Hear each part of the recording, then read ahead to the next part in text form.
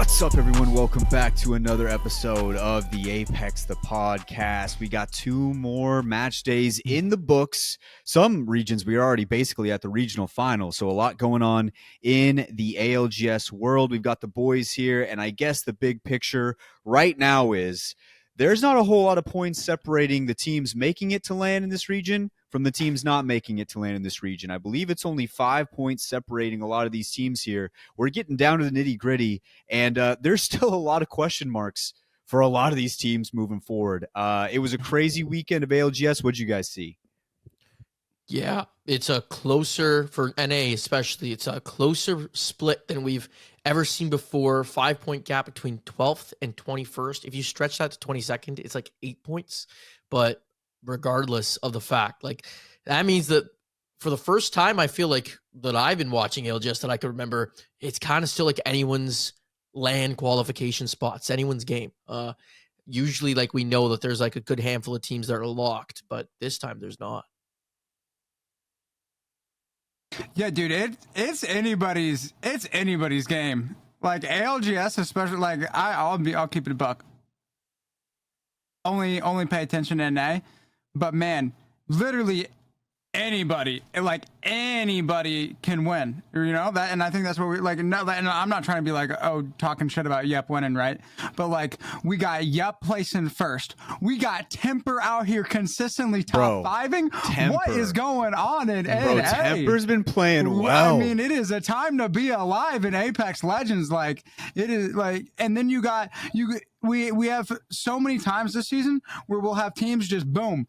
Oh, we're gonna win today, and then guess what we're gonna do? We're gonna place bottom 15 the next time we go out and set foot. So like literally, all the good teams, they can do shit. Falcons got a third place. What? The fall off What's is going on? Fucking insane. They suck. Jeez, get it together They're over terrible. there. But I mean, I'm just saying, like, dude, it's anybody's day at any given moment. And it's gonna be cool. Imagine not getting more than 20 points on a day. Wow, couldn't That's be so me. sad. Well, I'm That's not a so pro sad. player too. Yeah. Like I was just gonna say the between 12th and 13th last split, like the LAN qualifications in NA was 5 points, and now that's 12th to 21st. So that's how crazy it is right now. How close this could be for LAN qualifying teams.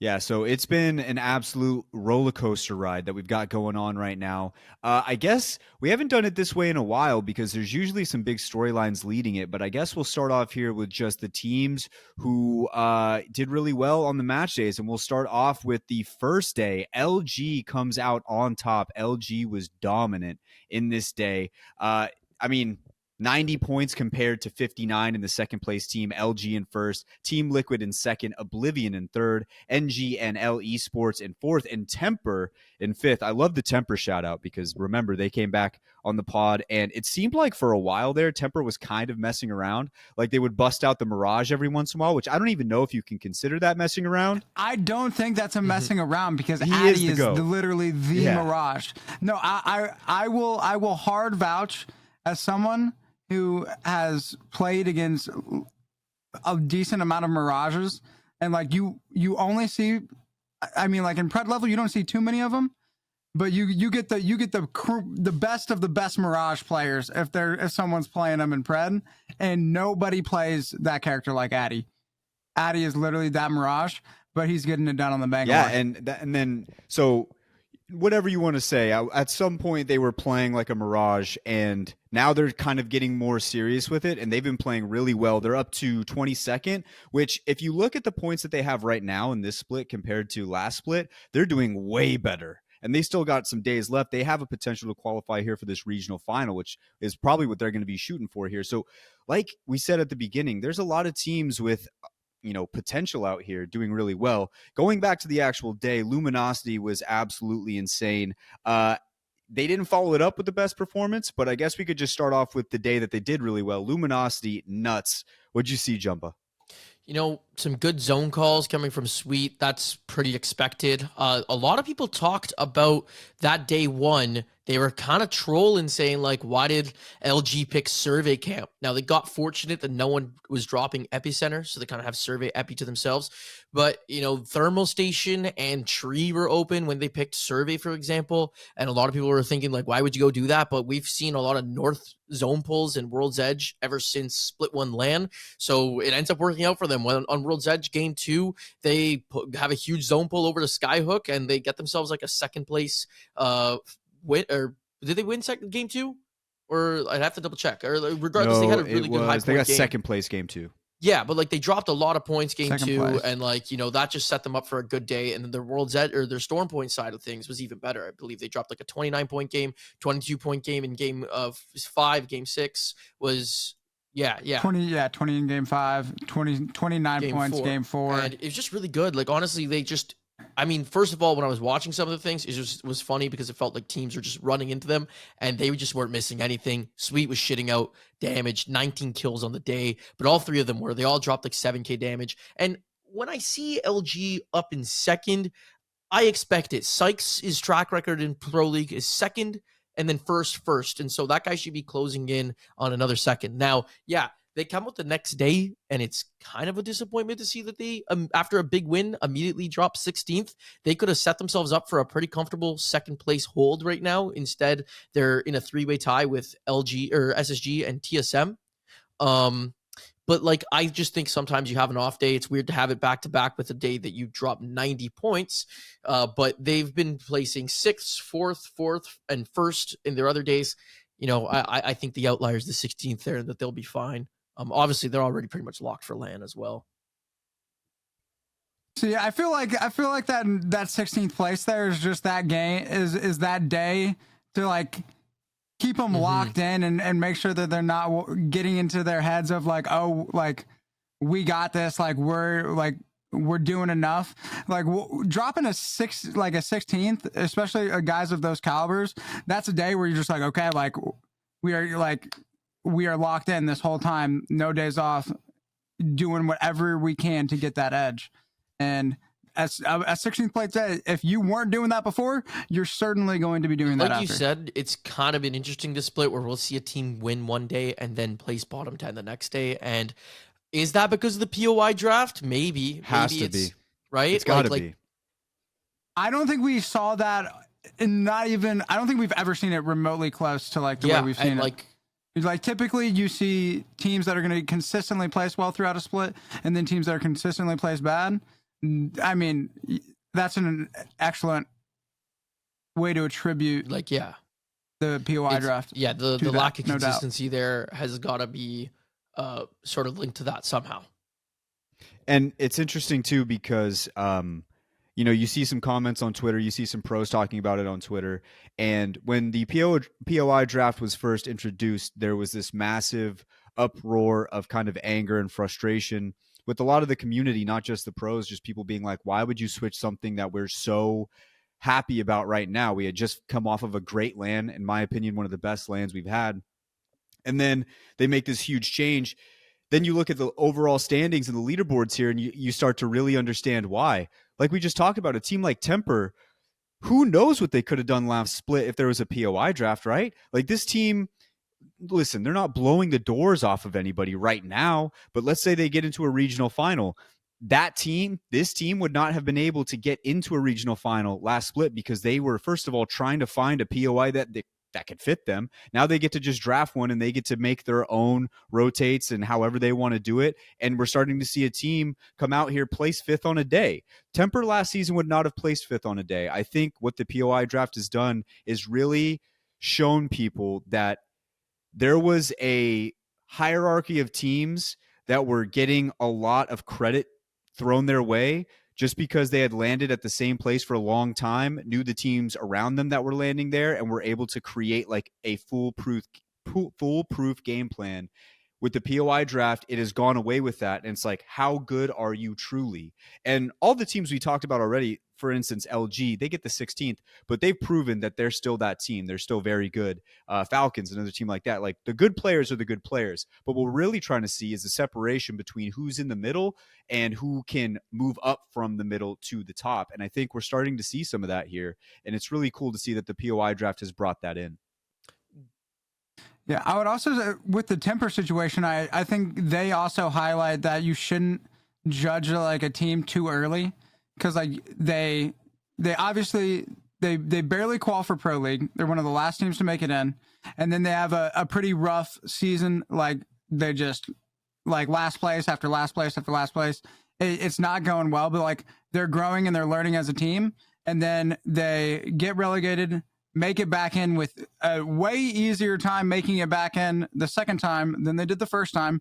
And then now with a little bit more experience under the belt, they're showing out. And yeah, I do think that the POI draft definitely helps a team like that have a little bit more of an even playing field than the guys who have been playing from the same POIs the same way forever. And it's really cool to see. And I think I would say it's impossible at this point to say like the POI draft has had a bad effect. Like, sure, we're all going to miss like those heated contests and those incredible moments that we got from that. But in terms of like the overall quality of the Apex that we're seeing, I feel like it's just way more fun to watch, seeing a bunch of different teams do really well compared to just seeing the same teams over and over placing the same way over and over. I mean, we got Falcons as a reliable top 3 at this point. Used to be able to say top 2, but other than that, it's really just everybody can do good, and everybody can do bad. No, it's opened up holes in teams that need to kind of like develop macro in a much faster time rather than playing the same macro they played for years. And I mean, like in a minute, I'll even show how with Falcons, it's actually going to hit them a little bit when we go into whenever you're ready and you want to push to it, Wyatt, like the kind of the landscape and the breakdown of their Storm Point versus their World's Edge performance. I got a few things to talk about there. Yeah, no, one last thing before we move on into that. If you look at the positions on the overall leaderboard right now, KCP at 10, Weave at 11, NGNL at 13, 12, sorry, 13, Board, 13, tied for 13th, UCX. Those are all teams that you would not have expected to be in that position had it, in my opinion, had it not been for the POI draft. It allowed some of these teams that, I mean, KCP, formerly, the Tripods, we probably figured they were going to be somewhere close to the top just because they had a lot of experience in the past. A lot of those guys have played for a long time.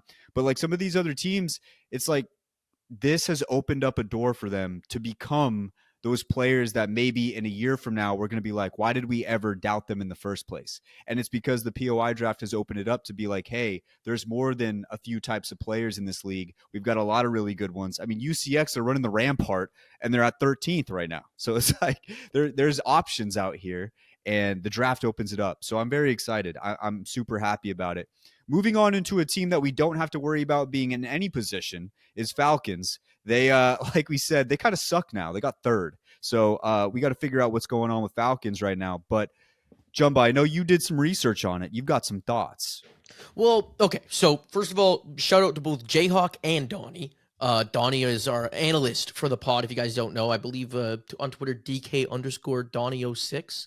I think That's it's right. that. So yeah, check out Donnie out. Cause I was analyzing this because what he's been doing is he's been curating points per team per POI every single week, and he's built us a whole spreadsheet that like just great analytics there. But then Jay went ahead and he posts this every single year, the performance landscape of teams on World's Edge versus their Storm Point. And when you look at Falcons, it's really interesting.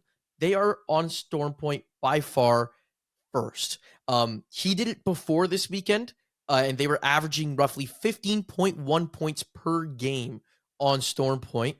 After this weekend, it's like 14.7. They're clearly dropping off and falling off here. It's crazy, but no, we're off the rails, right? From 15.1 to like 14.7. But realistically, like it's like double the points of any other team, right? But then you go look at World's Edge, and they're 10th overall, only averaging roughly 6.7 points a game, right? So the actual interesting thing is when I had to look at it, like, are they that much worse on World's Edge than they are on Storm Point? And there's that one day where they dropped like 5 points on World's Edge and then dropped 62 on Storm Point to win the day and everything like that. That's kind of That carries them quite a bit. Yeah, SP. like when you take out that day, I think the numbers were 12.91 on Storm Point and 8 or 7.9 on World's Edge, which brings them up to still wildly in the first on SP, but then on World's Edge, they're around 7th overall instead of 10th. It's better, it's more close, but still, like if I remember last split, like when you looked at Dark Zero, for example, on both Storm Point and World's Edge, they were like first and second. They were by far the best, no matter what. And so I think it goes to show even more the holes in a team that is so good, that is doing things we could never believe, how like they're still kind of mediocre on World's Edge, but like just really, really good on Storm Point. And the kind of conclusion I'm drawing for that is like, you notice a lot of teams are picking the World's Edge POIs first, and it's just like the World's Edge POIs are so bad that everyone tries to get like at least something decent and knows they can make Storm Point work no matter what it is. And I think that's what's kind of like opening up some holes here, and why those teams in the past that had the best World's Edge POIs tended to succeed a lot more, right? I mean, with that all being said, like the day that Falcons did shit, like that was their day that they got 4th overall pick and they're dropping Climate East. But still, nonetheless, that's what I was thinking. And it's always an interesting chart to look at, because like you look at like potential weaknesses with teams like E8, who's actually 10th on Storm Point, but then on World's Edge is averaging 2.6 points per game. And then like you even have Bleed, that's Drop's team, also known as Skidmark, who's 2nd on World's Edge, but they're 20th on Storm Point. And that's like got them struggling. I think last split too, if I'm not mistaken, Optic with Dropped and everything and Knocked, that's where they were struggling too. They're struggling on Storm Point against. So those boys got to figure something out on the Storm Point side all around. I love that. I love that. Shout out to Donnie too, because he gives us such good information all the time, just things you wouldn't even think about. So shout out Donnie. Some teams that didn't do as well, and some teams that have some question marks. I know last week we were talking a little bit about teams that we don't really know where they are. I think DSG. I think we can firmly put a pin in DSG. They're not going to make this land. It's it's tough. It really is tough. As a fan of like the DSG squad, it is not the season that I think anybody expected them to have.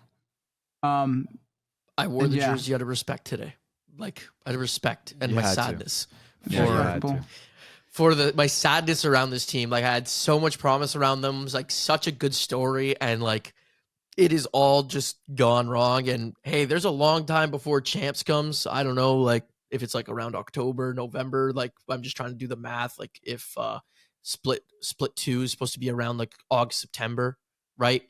And with that being said, like Enemy said that after Champs, after EWC, like he's leaving. He's not playing with Design anymore. I think to say that now is kind of crazy. Like there's still so much time. I don't know how if you're Design, you like want to continue playing with him like at this time. Because like that's just wild to me that you would publicly say that like I plan on leaving after Champs. Like it's just so early. Like I could see that maybe like if things are going really bad leading up to Champs, how you're like, yeah, this is probably like our last ride. But like there's so much time between now and then. Imagine to drop something like that's just got to be absolute. Like we're talking about a team that was once like a high vibe team to like it's just really just not happening. A fight or two away and 2 lands from winning it to like Tammy leaves to this now. And I don't like the reason why I don't think it should be good. And he's like, oh, I'll still try my hardest, but I don't think you should say that because like they got EWC coming up, which doesn't have the POI draft, by the way, so it changes everything. And there's like they're saying Broken Moon or Olympus or Kings Canyon could be thrown into the mix, so much could happen. And like who knows? Maybe they go to EWC and they win.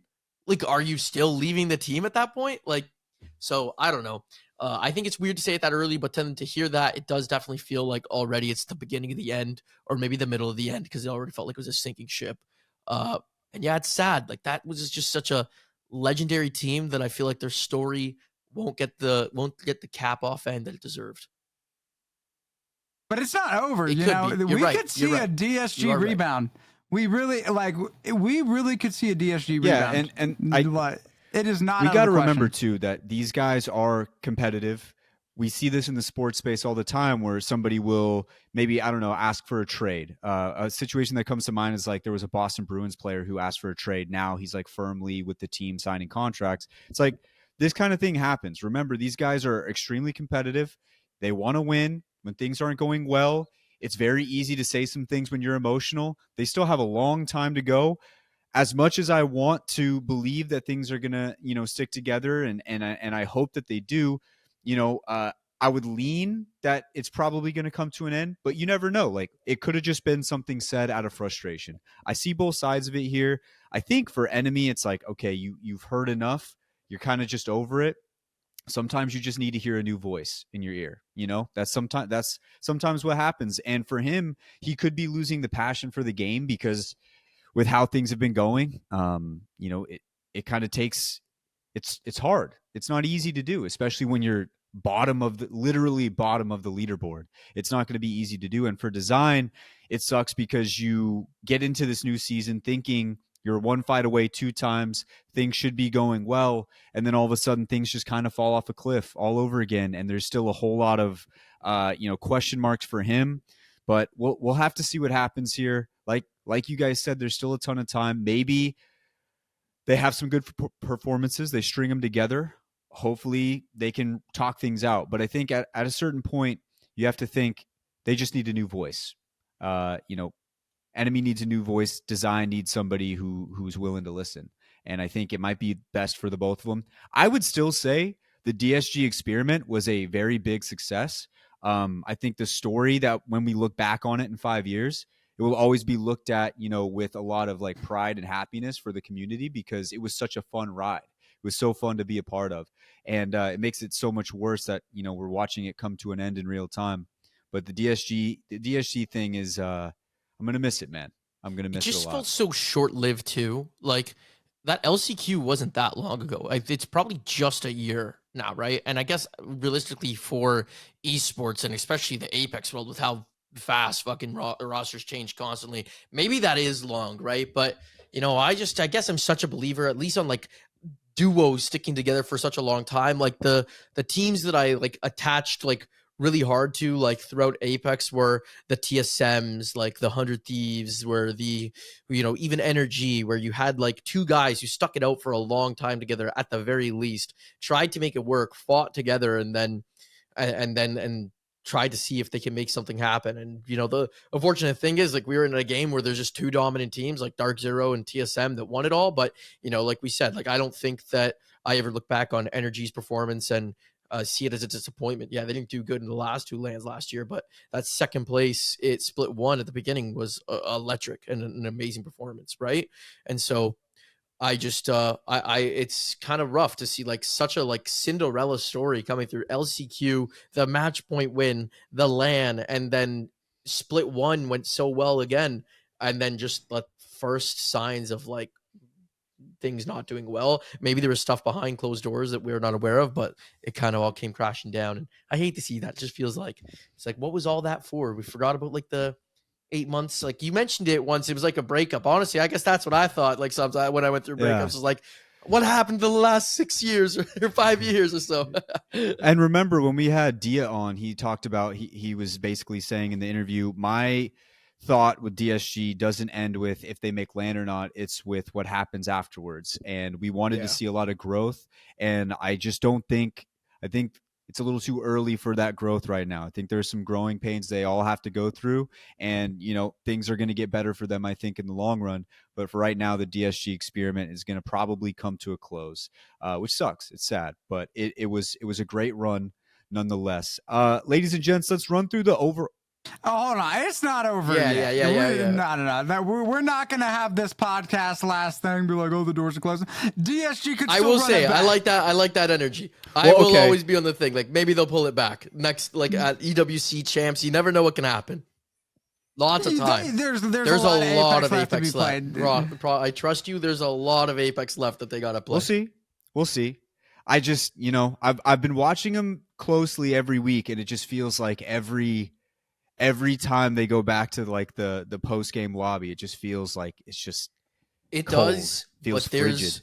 a good long time that they got to work out their kinks. Like even after split 2, like they'll, you know, that's when you start getting into it and start like figuring out the problems. It's tough on the days where money's around, like, and you want to perform, but you know they'll have a lot of time to try and figure that stuff out. So what do you think, E? You think that we're going to see a Cinderella story, Cinderella comeback? They can bring it Cinderella back. Part 2. They can bring it Cinderella back. Part 2. I will like say it. real quick on like the like just because it's connected since Timmy went to Moist. Moist was like we talked to Walty last week. I had like so much hope for them. They were looking so good in scrims. I think they won 4 out of 5 scrim blocks this week. And then like I didn't get to VOD review them. I didn't get to like watch too much of their games, but I saw that they placed 8th.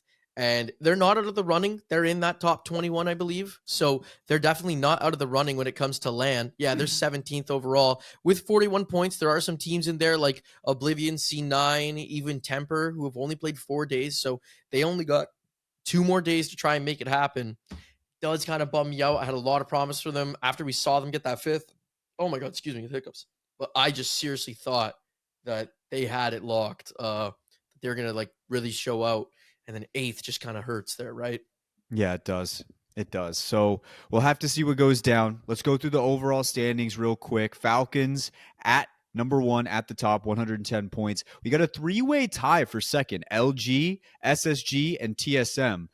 Real quick, I didn't mention TSM. I said on the live stream, I said, get Evan back on the Bangalore. It worked. They go to the Bangalore the last 3 games of the first day. Still didn't have a great day, but they ended with a banger win. And then the second day they played, all Bangalore, they played a lot better. I think they got 3rd place overall on the day. Can So I shout toss out TSM. something interesting about that 3-way tie? Yeah. All 3 teams, in my opinion, have got here at like through different ways. Like LG had, in my opinion, because like top 6, like it was 6th, 4th, 4th, 1st, 4 great days, and then just 1 really awful day. TSM, like you said last week, we don't know what we're getting. We're either getting 10th, we're getting anywhere between 9th to 12th from TSM, or we're getting 1st or 2nd. Like, that's wild. And then SSG started this split wicked. Everyone's called them a super team and have kind of been mid for the second half. So they've all had different ways of getting here, but they're here. Like, you know, people are talking about TSM's like not a great team, but they're tied second with SSG, who we were calling a super team. So I just thought that was kind of like crazy to see like how all 3 teams, I still believe it. I still like don't know what to think about TSM. Like even the day that I believe they came like on Saturday, was it? They came what 11th again? They are 9th around there, like the 9th or 11th range. And they really saved only themselves got there in the 'cause last win. game. Yeah, they saved themselves in game 6 because they were doing really bad up until that point. So you can't really rely or I guess you really can. That DSM, I guess, relied on the last 3 games at champs last year. So, but I think you shouldn't just rely on the last game always. Yeah, they're definitely not beating the who are they allegations right now. They're still firmly in the who are they category. Yeah. That's the team that I'm most surprised by, because like LG, I would have been like, oh yeah, they're definitely going to be up there. SSG for sure, but like TSM, you just simply just didn't know. Like you got Zap coming in, his first time IGLing. How's it going to go? And apparently that boy can IGL, because I mean, being in 3rd right now with the way that all the other teams are playing out is absolutely just huge for them. I think it's absolutely just, you love to see it for Evan and reps. I feel like a lot of people, they were going to be like, okay, well, let's see how hard was Hal carrying, right? That I feel like that's an angle that a lot of people were taking this season. And clearly those boys are still getting it done. They got to like Yeah. Wyatt said, just have Evan fragging. Like he could be one of the best fraggers in the world if like he gets into that mindset and if he's playing the right character. Yeah, and it's weird because you really don't typically see the Bangalore controller running around, but he does it well. Like if he's gonna do it, like if he does it well, just let him do it. And it was crazy to me that they had the first overall place in that day where he was playing the bang, and then they switched back. I just didn't understand it. I feel like that's the best result you could have possibly asked for. But they learned quick because they bounced back the next day. And they went back to what was working. So TSM, LG, and SSG all tied for second. The team of consistency here, we've got Bleed Esports, just 12, 15, 14, 14, 15 in their days. Consistency. Which you you love it. absolutely love to see for this team. Sixth place, you got Team Liquid. Seventh place, you got Complexity. Eighth, you got NRG. Ninth, you've got Furia. 10th, KCP, formerly known as the Tripods. 11th, Weave. And 12th, NGNL. Those would be your 12 teams going to land from NA right now. But once again, like we said at the beginning of this segment, there's not a whole lot of points separating these teams. It's all going to get solidified now in these final 2 upcoming days in the regional final. So lots of action and lots of questions left to be answered as we go into all of it.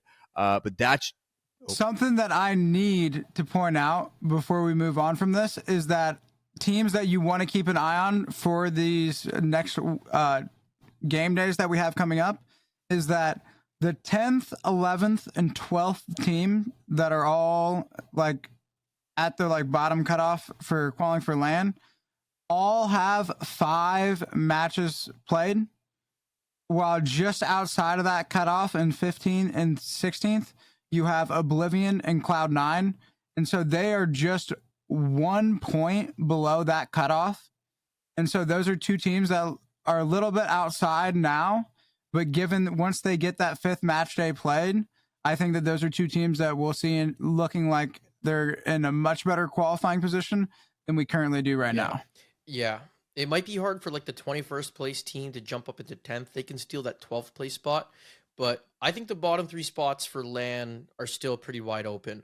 Top 9 are getting pretty tight, especially because Fury is 56 with 4 days played. So, yeah, those teams like between that 10th spot all the way even down to like 17th should be teams to watch. You're right, especially like Oblivion, Cloud9. Yeah, and Falcons really watching their tails right now because they're, anybody could overtake them at this point. Five games played. If they win and they get 50 points, 160, I think Aurora I think still dropped to 161 last split. So yeah, they can't even beat Aurora's record at this point. Terrible. Not even that good. Terrible. If we're gonna bring it up, I feel like we didn't have it on the list, but if we're gonna be bringing up Aurora, how does that boy Hardeki get dropped after literally just a couple? Like I know it wasn't on that. We got to talk. Like I forgot about that. Yeah, you go from like the absolute just best team, literally just walking every other team in EU on a leash, to you have a few bad weeks and you're dropping the Grim Reaper. Did you hear what Zero said? The reason was, I guess I don't know if it's confirmed. It came from Zero. And I'll talk about it because it's public, but the way Zero explained it, we'll hear it. And I'm going to say it's alleged because I don't know where Zero gets his information from. That's fair. But he said that Hardeki apparently went to Orion and wanted to drop Impulse, but like they've been together for a long time. And so Orion went to Impulse and said like, this is what he said to me. And they're like, okay, fuck you. And they dropped Hardeki. Apparently that's how it went down. That's what I've understood. Interesting. What I think the real reason it can happen. I dropped the Hardeki Grim Reaper video the day the Pro League started, so I just think it's on me. I immediately had comments being dropped on my video. This aged poorly. You jinxed him. He's got kicked off now. This is your fault. Like, give me a break. I believe it. Give me a break. Oh, Jumba, it's all. But you know why I believe it? Because guess what? Split 1. I drop a video the day Pro League starts. I dropped that video about none other than Koifel. And on Xset. Koifel doesn't finish split 1 with Xset. It's just the Jumba curse is real. Some people don't understand it, but I've seen it up close in action. He just drank from a Toronto Maple Leafs cup. I mean, what else? What else do you need to see about the Jumba curse? Blue Jays one right here too. Like they're not doing too hot either. One of their players wearing the DSG jersey. One of their players just got suspended for 80 games for there we go doping. Yeah, and the DSG jersey. I put on the DSG jersey when they were in top 3 once at like right before like game 8. I put it on, and then Enemy immediately got knocked. I was like, "This is me. This is on me." Like you can see, there's proof. I'm wearing the DSG jersey when Reject wins. You'll see the clips. It's crazy. It's the Jumba curse, but yeah. So lots of action here. Lots of stuff going on around the league. Ladies and gents, we're gonna throw it on down to our interview. We're gonna hit a quick ad before, and then on the other side, the interview. All right, ladies and gents, we have a very special guest on the show. Once again, probably our number 1 guest of all time, just as far as just pure pure appearances, but also just vibes. We've got JHawk on the show. JHawk is here once again. Enoch was starting up the week with the ranked grind, so me and Jumba just here today. Me, Jumba, JHawk. It's like a little Discord call we got going on here. And Jay, how have you been? I've been good. Can't complain. Yeah, life's going. I don't know. Can we start? That's such a broad question. What's going on here? No, I don't think it's that broad. Just how are you? I'm good. You got the electric cherry in the background. I can see Yeah, that. shout out. If you're not watching on the YouTube, go check it out. Go check it out right now on the YouTube. Okay, so I just wanted to check in, see how everything was going for people who don't know JHawk. If you listen to this show, I don't know how that's even fucking possible. But if you don't, go check him out on YouTube. AJ Hawk, long form content on Apex Legends.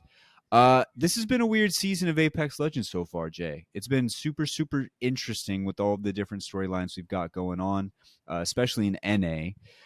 I kind of wanted to start it off with something that we talked a lot about in the beginning of this show, but how should I phrase this? How much do you think the POI draft has attributed to how odd some of these teams have been placing? More specifically, some of these signed teams that we expected to do well to have the season start. Like, how much of an impact do you think it's had on some of these teams and where they're currently placed? Because there's a lot of teams right now that aren't in a great spot necessarily. They could still qualify. But do you think the POI draft, how big of an impact has it had? And do you think it's the biggest impact? I think it's definitely pretty big. I do think that we've seen certain things like this happen before that have affected teams in a similar way that were a little more like small scale, like it didn't apply to the entire league. Like, for example, remember in split 1 of last year when like there was the Crypto Watson Valk comp because Crypto could get ring console from his drone from really far away, which meant that you could land at like the literal worst POI as long as you were center map somewhat.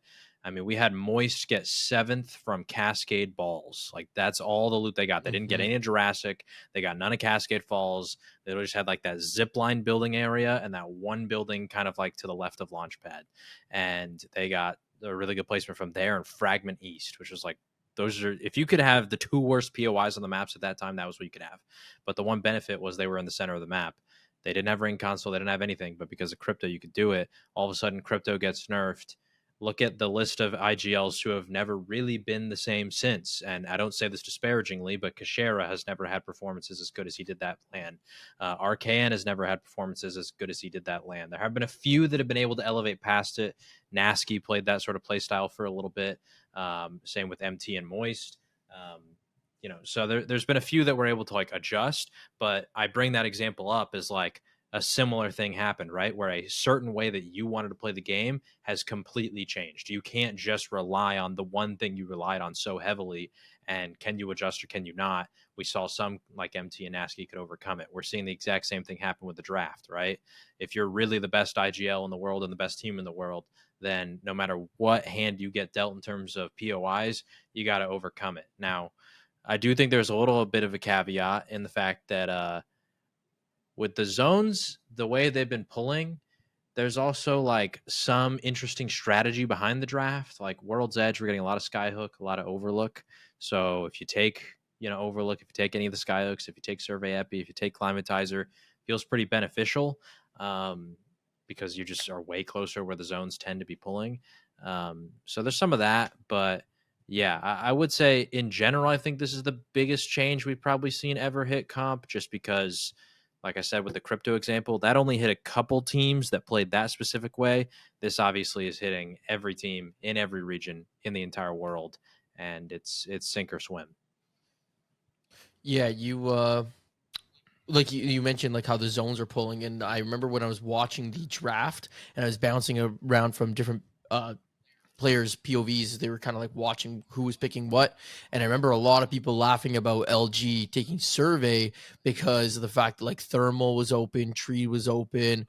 But then fortunately no one takes Epi. And then next thing you know, like game 2 is a Skyhook zone and they get the big point game in second, right? So, it ends up working for them. Survey may not be the best, especially if someone did take Epi. But then after it worked in their favor. You had mentioned Just to real me, quick we were on talking that about. LG Yeah, thing, go you ahead. definitely know that was something that like Sven knew. Their analysts, Oh, like 100%. Sven. When I Yeah, talk to people behind the scenes, Sven is like somebody that they're like, yeah, he's like that dude. Him, privacy. They're like the yeah, top analysts. And so Sven definitely knew where the zones were pulling consistently, saw the trends, and was like, I don't care if thermal's open, take survey, and they yeah. did it. Yes, of course. Like even if Epi got taken, it Yeah. was like take that risk. But they got fortunate because I'm assuming whoever those other teams were, knowing the thermal and tree were there, didn't want to have to split Epi survey, Right. right? And then have the climate team also pinching them from the back. Um, okay, yeah. What I was gonna say though that was really interesting. You had talked to me about this, and I was bringing it up briefly in the first part of our pod. But since we got you here, you could probably explain a lot better. So a lot of people have been saying like with this upcoming, we have last couple days left, and they're all saying, oh, maybe Falcons can keep eating up points on the leaderboard. And what you had mentioned is how there's a lot of sort of teams that are like bottom of the list, shocking everyone and just winning a day, which hasn't seemed to be like a normal thing, and maybe that's happening because of the POI draft. Did you kind of want to talk about that and what you're seeing here about how those teams could kind of be eating up points and what's kept this leaderboard so close?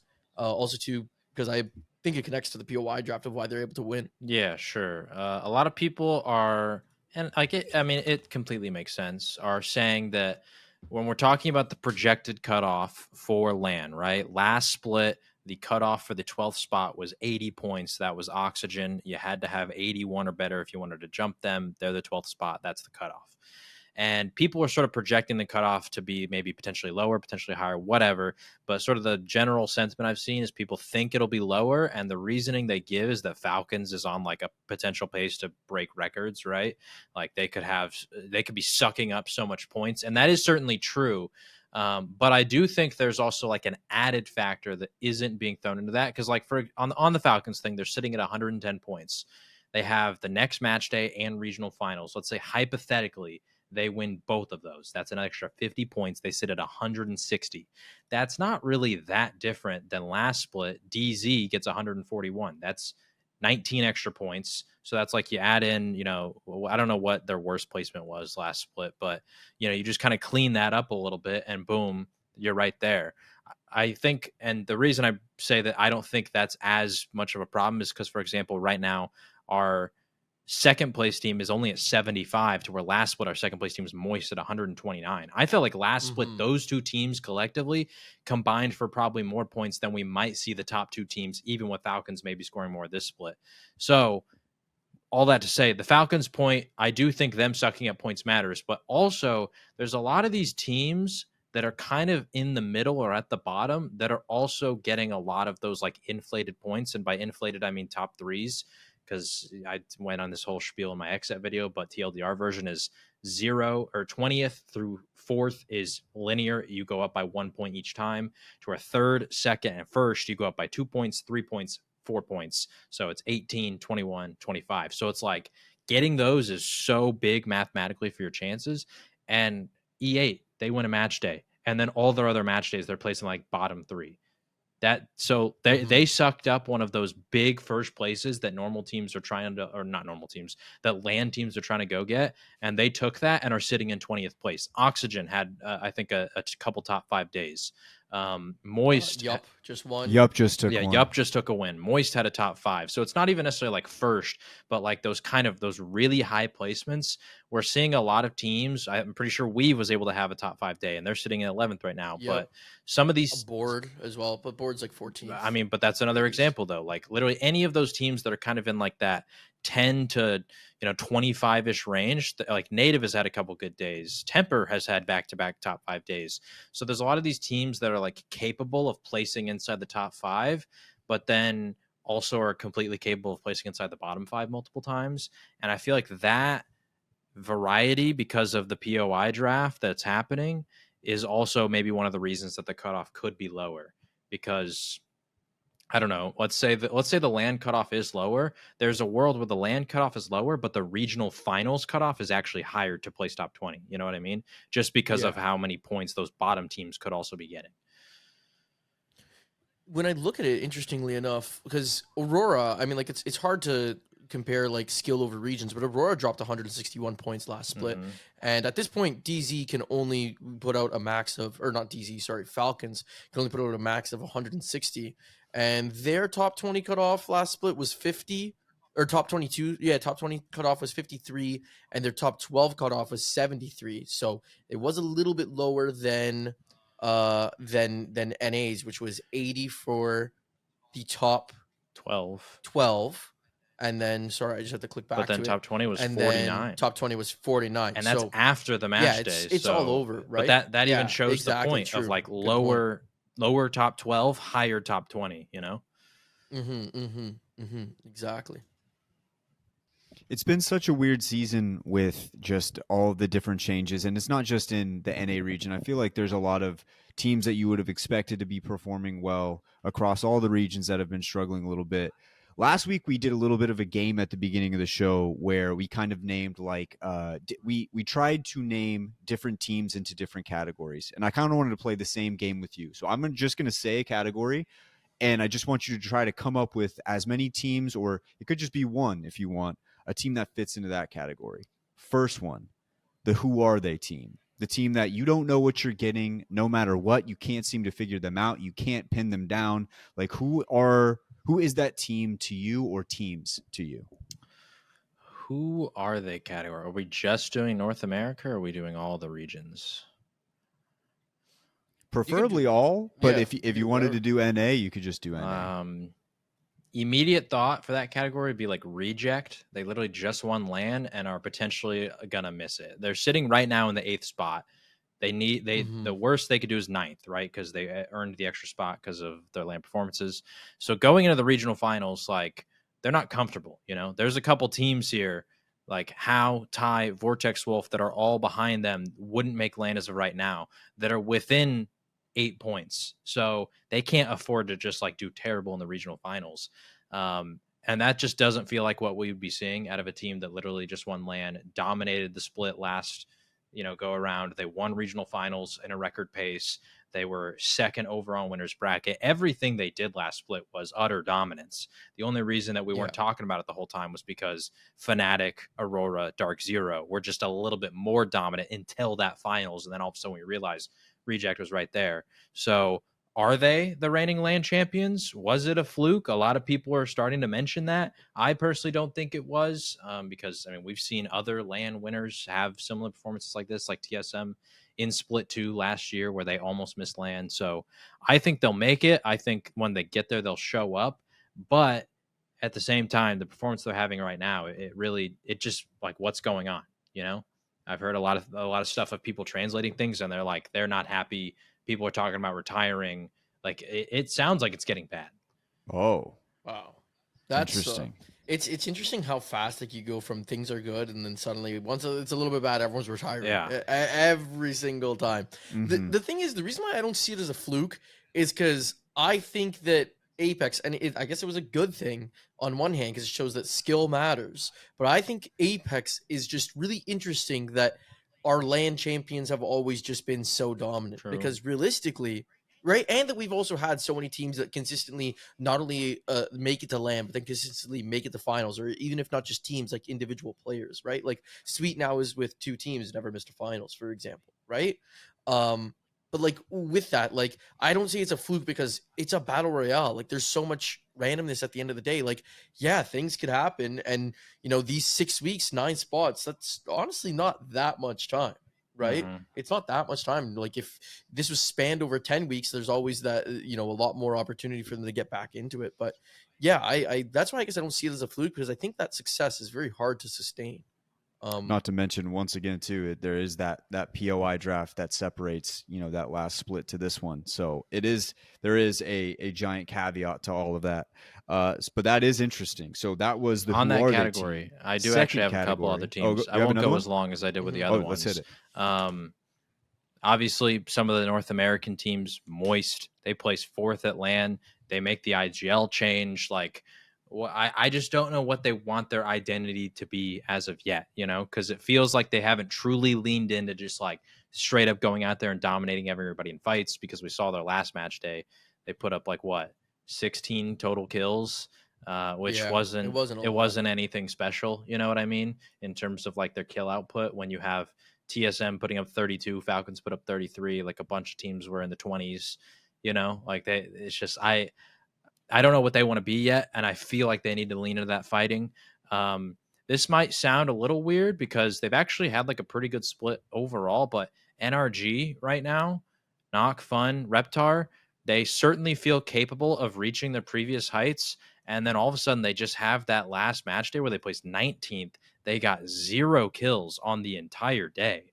They had like relatively decent zones. Some of them they didn't get ring console, which was a little unfortunate, but I mean, I don't know. That 0 kill day really stands out as like, okay, was that just like, I haven't VOD reviewed it, so I'm not going to sit here and make like bold claims, but that just seems kind of crazy. Like, imagine sitting there saying Hal or Zero or Sweet or any of these other teams would get a 0 kill day. And which, for the record, and they didn't even get dead last. That's kind of wild. But so yeah, It's actually that's something I didn't even like catch, like because I was not fully around on Sunday, so like when I went back to do my VOD review, I didn't even realize 0 yeah. kills. That is definitely wild. Like, and I'm looking here like Reptar 400 damage total. Yeah, I mean, I will say, Right? context-wise, he just had a rough go of it. The first game, right as they balloon in, he went to the wrong building because there seemed to be a little bit of miscommunication between him and the other two on where they were going, or just a misunderstanding on his part, and he just landed on a full trio, dies instantly. Then the next game, they died in 20th, so it was like they didn't do anything. And the game after that, they died in like 16th, but all of them had less than like 100 damage. So it was just like bad, bad, bad. But yeah, like the I mean, yeah, I'm picking on him just because I saw 400 damage, yeah, but I mean, like 1700 and 1600 over a whole day isn't much better coming from right. Knocked and Fun, so that's pretty crazy. Yeah, so I feel like NRG definitely fits into that category just because I mean, 5 match days played, 57 total points. If we're projecting the cutoff to be in the 70s to low 80s, then they're close. They don't need to do anything crazy. If they can finish top 10 the next 2 days, including regional finals, they should be making it. But at the same time, they just had a day where they put up 0 kills. Like, that floor is Yeah. crazy. Yeah. It's a wild floor to have. That's a crazy floor to have. Anybody else in that category before we move to the next one? I don't really see anybody in EMEA. I mean, we could talk about Aurora, but also like they just made a roster change, and so it's very late in the season for them to be doing that. I just don't know how to feel about them. They need to be popping off in order to make it. So yeah, and then APAC South, I mean, they've already played all 6 of their match days. The same has happened for APAC North. So, and that region feels like pretty solid. Like there's like a couple teams that could jump into like those last 2 spots, but for the most part, almost every single spot in that region is kind of locked up. Wyatt, did you hit the over on Fun this weekend? I think I remember Oof. seeing that. No, not me. No? I don't Okay. think I did Any fun. overs on I that I is banned tough. fun last season.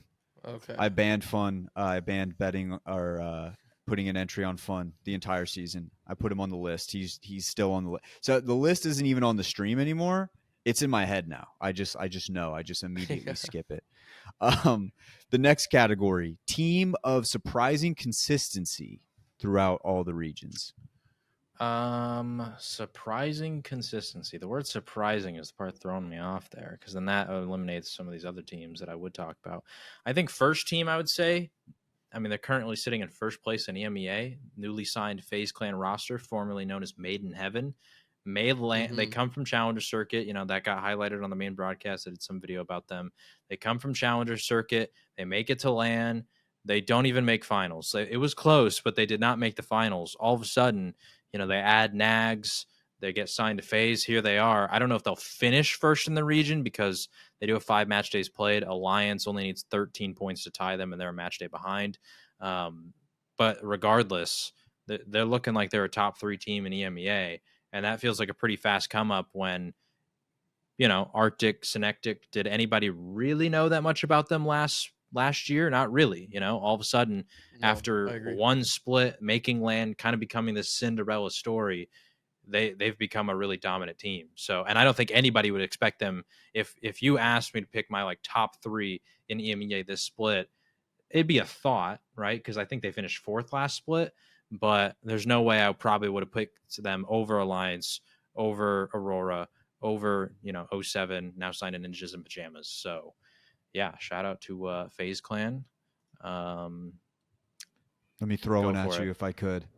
Bleed Esports, They don't. s- newly They don't really signed. surprise me though. I think that's the tough part for me, at least. Like, Yeah, I guess that's fair. The only thing I thought going into it was they obviously Optic didn't have the greatest right? split, in split one. So you kind of there was like like what are they gonna do? Shuby had a weird situation when it ended with E8, but they did play well, or he did play well, I should say.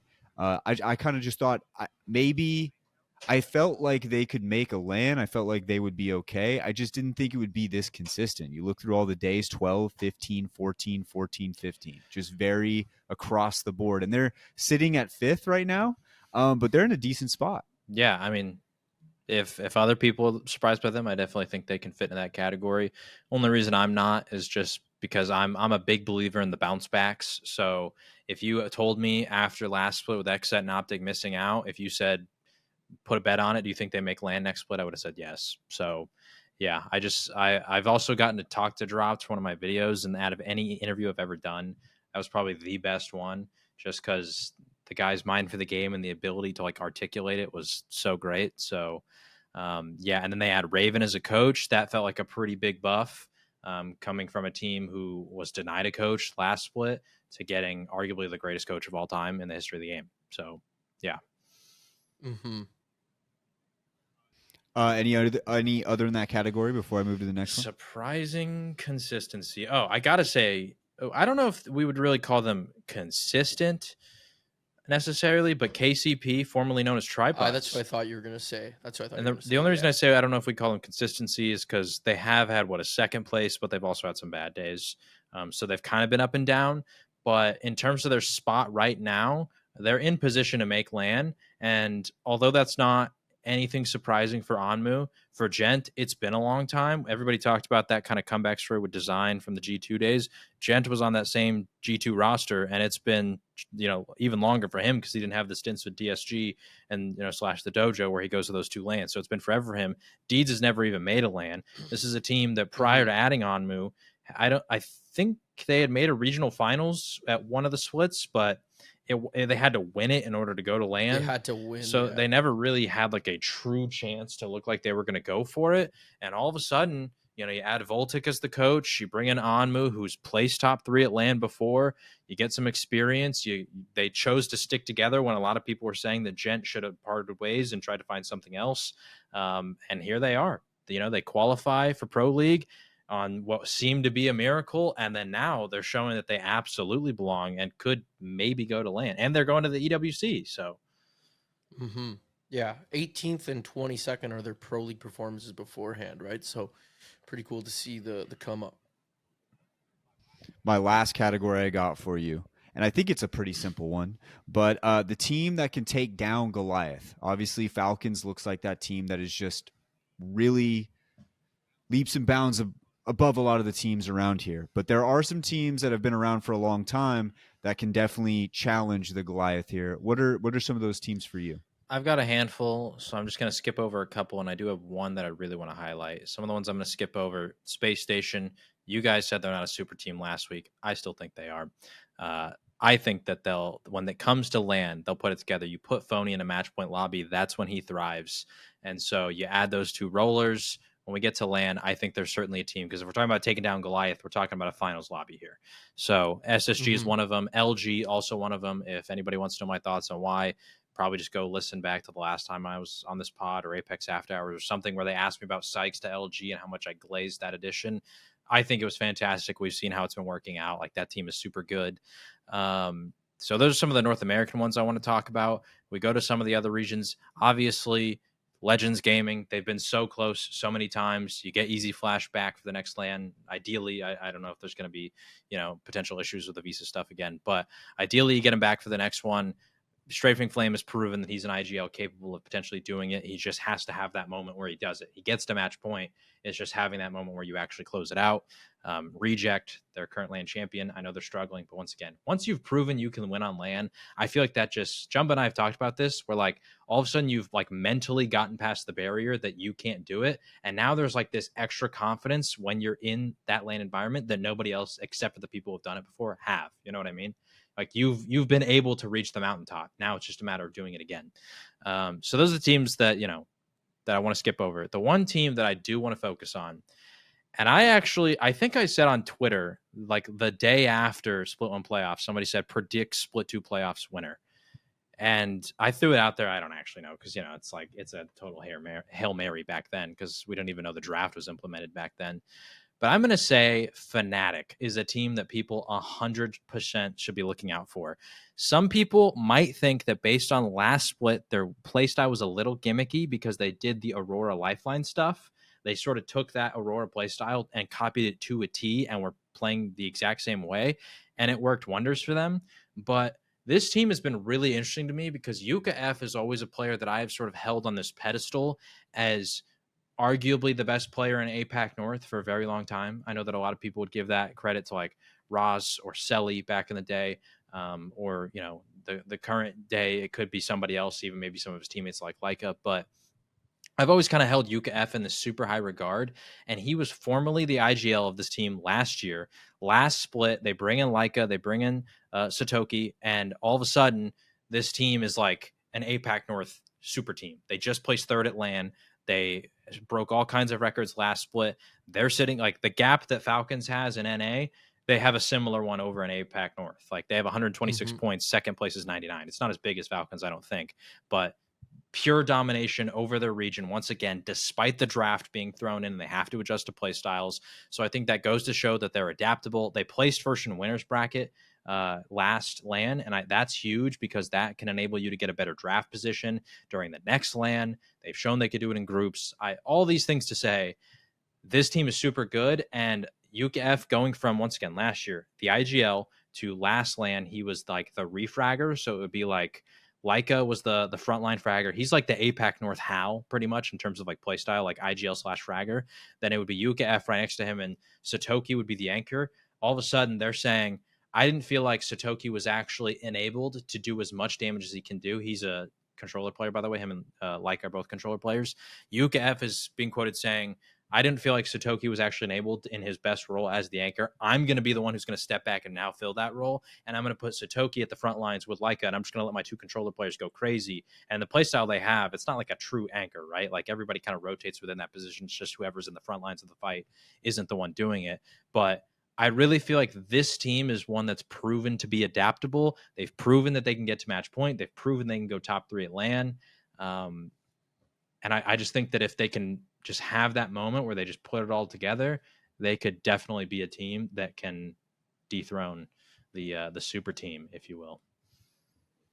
So it's interesting you say that. Like, as someone who doesn't watch very much APAC North, I was talking to Wig like last week, and we were talking about like who would be able to like top Falcons, beat Falcons, and take him down. And he was mentioning how he felt Fnatic would be the team that like is one of the teams he thinks could do it. But something I was unaware of is he's like both him and Greek said, it's like if Yuka F just takes it seriously. Apparently during LAN, he just doesn't care. Like, and when I say he doesn't care, it's like not like he doesn't care about winning, not that he doesn't care about like playing the game. He's not putting the time. More so like he just kind of goofs off, and like it's not like he's like 100% like taking it serious. For example, the thing they were mentioning was chasing down Aurora in a car, right? Like just like you're in a finals lobby and just doing something that's kind of feels like a joke of it, right? Like, is that actually the best play, what they should be doing in that spot? And it's apparently something even his teammates have said, like yeah, he just needs to like take things a little bit seriously, and they could probably do it, but like there's too many times where he just, I don't know, just goes off the rails and does what he wants. So it was kind of funny. He said like if they can lock in and like just really focus on paying attention to the win, that's the team that he sees too. But then he did say to me, he goes, I don't think anyone's going to beat Falcons. I mean, yeah, if you made me put a bet like a bet right now, I would probably say Falcons. But if I had to pick any team that's not Falcons right now, I think I'd probably go Fnatic. So I've always kind of felt really strongly about Fnatic. There was even a point last year where, like, on a finals day, I think it was maybe split 2 playoffs, I predicted them to win. They obviously didn't, because that was when DZ won. But I've always felt like Fnatic has been one of those teams, even throughout the different roster variations they've had, that could do it one day. And this is probably the most confident I've ever felt about a Fnatic roster. And I will say, in defense of UKF, Leica was the one who said that we're going to chase down Aurora to the end of the earth, and we will kill them no matter what. So, Yeah. was that like translated? That's yeah, what he no, said? in my So split sick. one recap video, I got that clip translated because Wigan Greek in the B stream. I was just going to show the B stream clip of it happening, but while it's happening, they're both like, I wonder what the translations sound like right now, like what the comms are like, because I bet they're like Aurora's just like cursing up a storm. So I decided to get Aurora translated, and I was like, well, now I wonder like what the plan was for Fnatic. Like they definitely had to have said something. So then I got that translated too, and literally the moment they both come in to kill Dark Zero, Aurora dips out. Wade Rain's yelling, "Wahoo!" like he's Mario, and they're like running around the corner. And right as that happens, you go to Fnatic's POV, and Leica literally goes, "It's Aurora. Let's chase them down to the end of the earth. We will kill them no matter what." It's like, okay, all right. Yeah. That's awesome. Fair enough. That's awesome. So sad about that Aurora team, man. Yeah. It's so sad. That's on me. I'll take that. Well, I guess the big question here is if we get to split 2 LAN and JHawk is wearing the Fnatic jersey, how confident are we that they can win? That's probably the next question I have for you is, are you a curse? I've only ever worn a jersey at LAN once, and it was FaZe, and they did reach match point. So they did pretty good too. They were in I guess third this is just at a one question for the people who tune into your stream. I just want to get the question out there. I want to get people's thoughts. Is JHawk a curse? I mean, is the jersey curse the real? last match day I wore a jersey, Luminosity placed first and scored 90 points, and there was like a 30-point gap between them in second. So if you want to say that me wearing that jersey cursed them and their curse was getting first place and winning the match day, then all right, sure, go ahead. I'm not saying that. It's the media. It's the media out there. Here's the thing. My chat loves to push this narrative because there was one time last year, maybe I think it was last split actually, because I didn't have this Xset jersey until after Champs. I bought it at Champs. Last split, all of a sudden, I wear an Xset jersey and they do terrible, right? It was the first. It was like the first weekend. It was the first weekend. So it might have even been the first when day. Everyone thought they were going to. Yeah, when everyone thought they were going to do so good, you wore the Xset jersey, then they did terrible, and everyone was coming at you for the jersey. In fact, I'm wondering what their placement was because I literally have the results here from last split. The first day they didn't play. Their second day, they placed 17th. They got 18 total points, 9 total kills. Koi only had 2. Et cetera, right? I wear the Xset jersey. They do terrible. I think the next match day, I wore another jersey of a team that did bad. No, there's no way based on the rosters that I'm seeing here. I don't have any of the jerseys of like literally any team. Maybe it was my Optic jersey and they placed 14th potentially, but that's like the closest. All the other jerseys I have, they had good days. Anyway, so that one day wearing the Xset jersey, all of a sudden my chat started saying that I was cursing Xset. Like the reason they did bad was because I wore the jersey. And then that has become a thing that anytime I wear a jersey and the team does not win, I am the problem. If they play second, they would have won if I didn't wear the jersey. So then all of a sudden when I wear a jersey and the team wins, everybody's silent. No one wants to acknowledge it. Everybody still says that I'm cursing them or whatever. My chat's just the big news they're just media. wrong. Like they're just wrong. I wore in this split so far, I've worn an LG jersey. They did great. I wore an Oxygen. They won. I wore an Oxygen jersey. They placed 4th. That's their best match day of the entire split so far. I don't wear the jersey. They've been, and I love those boys. They've been mid to trash ever since I took that thing off.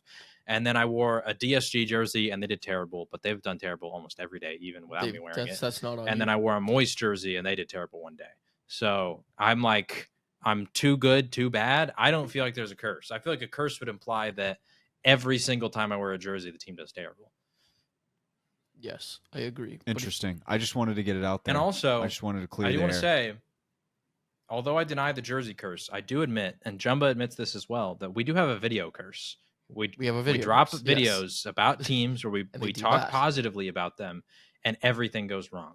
If you don't believe us, 3 weeks ago, Jumba dropped the Hardeki video, and look what happened.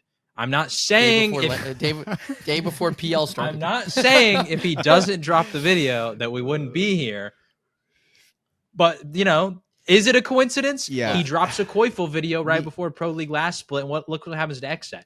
I get blamed for the jersey Me and curse, Jumba- but nobody remembers that Jumba posts the Koifel video right before. No, they remember, bro. They Well, remember. they do remember, but- The day Hardeki got dropped, my video got like 5 or 6 comments, like, and it like loved it. Broken English. You jinx him, bro. He benched now. I'm like, give me a break, man. The thing is, like, JHawk, you could have a terrible jersey curse. Let's just say, for instance, you But I do. Not saying you do, but let's just say you do. Jumba's curse is always somehow going to be worse. I don't understand. I how have the this jersey man's curse. is I just don't crazy. stream. I just don't stream. I have. Here's jersey the curse. video curse thing too, though. Is my chat and I, we actually did the math, okay? And Jumba and I are actually tied at 7 apiece. Okay, so 7 videos in which we have made a video about a team that then went on to either miss LAN or miss finals or considerably below expectations, got dropped by the org, roster changes, what have you. Now, to my benefit, because Jumba doesn't do what went wrong videos, I do have a litany of what went wrong videos that then follow with those teams, those players skyrocket. We're on top of the world. I make that EA what went wrong video. Zach Mazer he makes LAN once again for the first time in such a long time. Design goes to the dojo and /DSG, and that peaks. Chaotic goes to Cloud9. All 3 players went to better spots. I made a what went wrong Furia video. I made a what went wrong Optic video and Split 1 of last year. Both of them made Split 2 playoffs in a dominant fashion. Both placed top 4 in NA. So all I'm saying is, although we are even on the video curse, I think Jumba needs to maybe start making some more negative videos because it does balance it out a little bit. Well. What if we do a yin and yang what I think is situation happening. here where you both put out a video at the same time on the same topic and see which direction it goes? Somebody does it in the positive light, somebody does it in the negative light. The org's leaving. Whoever the org is, they're leaving the scene, and those players are retiring. Yeah. Let's be real. See here. who's really in control here. Who has the keys? No, it's just gonna double whammy the two of us. Well, It's just, speaking of put double extra whammy, emphasis. obviously he made the Hardeki video. That's happened. My next video is an Aurora video. What happens after that? Does it get worse? You know what I mean? True. Dude, it could be very possible. I was gonna say, I don't want to take credit, but we don't know. I think I did make 6 videos that surrounded TSM last year, so their championship true, win maybe. could be me. Could be This me. is true. Yeah. Even The my jersey TSM curse might video, not by the even- way, I make my Split 1 play. Sorry, not to cut you off, but I make my Split 1 No, playoffs you're good, video you're good, you're of good. them winning Split 1 playoffs. Split 2, the worst split TSM has ever had. Likewise. They were right? and the miracle Energy video. the miracle they made it to Energy land. They video. got second, but I will say they're the only team that seems to have overcome the video curse. And still Mhm. it was Yeah. bad. It got dire for a second there. Mhm. I No, think but I you had just need to energy make, go like, from- Sorry, I was just Go gonna say I had energy go from second, win, they almost win, It's and then downhill from there. they'll fall apart right They're after like the 12th, split. 15th, guild off The the, whole- team, org The whole leaves. staging thing, what's it called? The whole staging, Okay. knocking the beacon I have- thing that I had have- them fall I apart. have a Right. confession to make. Okay, I don't think I've ever said this publicly. Maybe I said it on stream. Oh shit! I made my what went wrong Sentinels video. Okay, after Split 2 of last season, right? Sentinels, they had the Rambo situation, all this kind of stuff. They were one of the teams that got affected by the crypto thing. Now, why that mattered is because they played at Landslide, which did not have a ring console, which meant that they're playing the crypto, can't get ring console, and don't even have one at their POI. So they're just kind of screwed on ring console, right? I complained about it in my video. I said this is ridiculous that a named POI does not have a ring console. Now, at the time, I do not know the exclusion radius thing exists, where if 2 ring consoles are too close together, they cancel each other out in terms of one can only spawn in the game. They can't both spawn at the same time. I do not know this, okay? I make the complaint. I get a DM from somebody who does work at EA and says, I have passed this along to the team and we'll see what they think about it. Right? I made that complaint. They might have been thinking about it anyway, but somebody DMs me and says, I heard your complaint about Landslide not having a respawn beacon, or not a respawn, a ring console, and I passed it along to the team. All of a sudden, the next patch, I'm not saying I'm responsible. Once again, I'm assuming I'm not. No, you are. But the next patch, Landslide, they don't even announce this. gets a ring console. The way people found out about it was, I think, like Arcan or Colgin or somebody tweeted about it, that there was just a ring console magically at Landslide. And the Landslide players rejoice because even though the spawn rate was trash, it's better than having 0% spawn rate, right? Now, the unfortunate part here is that Staging did not have any other ring console in that exclusion radius that could cancel it out. And because of all the math that I've explained, I think even one time on this podcast, it was almost guaranteed to spawn every game. There was 7 of the 8 POIs that did not have one close enough. 7 of those were always guaranteed to spawn, which is why those like spawn rates used to be like 90 something percent. There was no coded spawn rates. It was just because of that simple math with all the other ones, right? Because that one gets added at Staging, all of a sudden it like evens out where they're basically both at like 40 something percent. Like they kind of spawn sometimes and Staging gets completely screwed. NRG has that whole thing happen to them at Champs. Everybody's talking about it. And I'm sitting here like, maybe if I didn't complain about it. My bad. but at the same time, at Champs, Blackhand plays from Landslide and goes crazy. So there's a yin and a yang to it. I screwed over Sweet, and maybe I helped out Strafing Flame. I don't know. You ruined Sweet's legacy. You ruined it. But built Tarnish it strafings. for us. But built strafings. But I think that's a net positive to the scene because now we have a great APAC South team. You know, we don't need another great NA team, you know? We got plenty of those. Man just said F Sweet. Here's the ironic part is when I first got into Comp Apex, like Sweet wasn't my favorite players, like by far. Like I got in through TSM and Alberlelli and all them, but outside of those guys, like Sweet was definitely one of my favorite players for a very long time. And then that happens. I was like, oh no. So now you hate him? No, I definitely don't hate him. I glaze LG all the time. But I know, I'm teasing. Yeah, that's a my yeah, I think I think the entire idea of the YouTuber / Jersey / whatever you want to call it curse, I think the one way to figure this out is actually just to do videos on Falcons and see if it affects them whatsoever. Because that could just put everything to bed right now. Here's the tough part, and I know Jumba probably feels the same way. What's the point in making a video about them right now? Like, what if they win land? Then it feels kind of dumb to have made a video about them before they won. Like, what's the story? Just to put the curse to bed. The only story that exists. The story is the curse. The only story that exists right now is like the fact that all of their backstory, and then they decided to become a team. But there's no like ultimate climax there. You know what I mean? They have to win something. Exactly. And like the end of the video is always my favorite. I know not everyone makes it there. Sometimes like 30% of the people get to the end, but it's my favorite part of the video. It doesn't work if it doesn't have that. I just want to know how much of the curse is real and how much of it is fake. That's really all I want. I want to That's quickly really go all I back care about. to Jay saying that. It's kind of interesting because, like, so you're saying there's a potential that you got a ring console added. I'm pretty sure, like, it's been confirmed or at least insinuated that Moreover got Pylon nerfed on Stormpoint. Like, I don't know if I've ever had an influence, but that's crazy. My thought on all that stuff is there's no way that it was actually just him or just I. Like, because I imagine people like RKN were asking for this thing long before I ever complained about it. And people were complaining about Pylon on Twitter all the time. Like, literally, I'm pretty sure it was like SWL, the auction analyst, like tweeted, maybe it wasn't him, somebody else, tweeted some sort of photo that showed like loot, like quality or something, and it was like a number, and Pylon was stupid high compared to every other POI.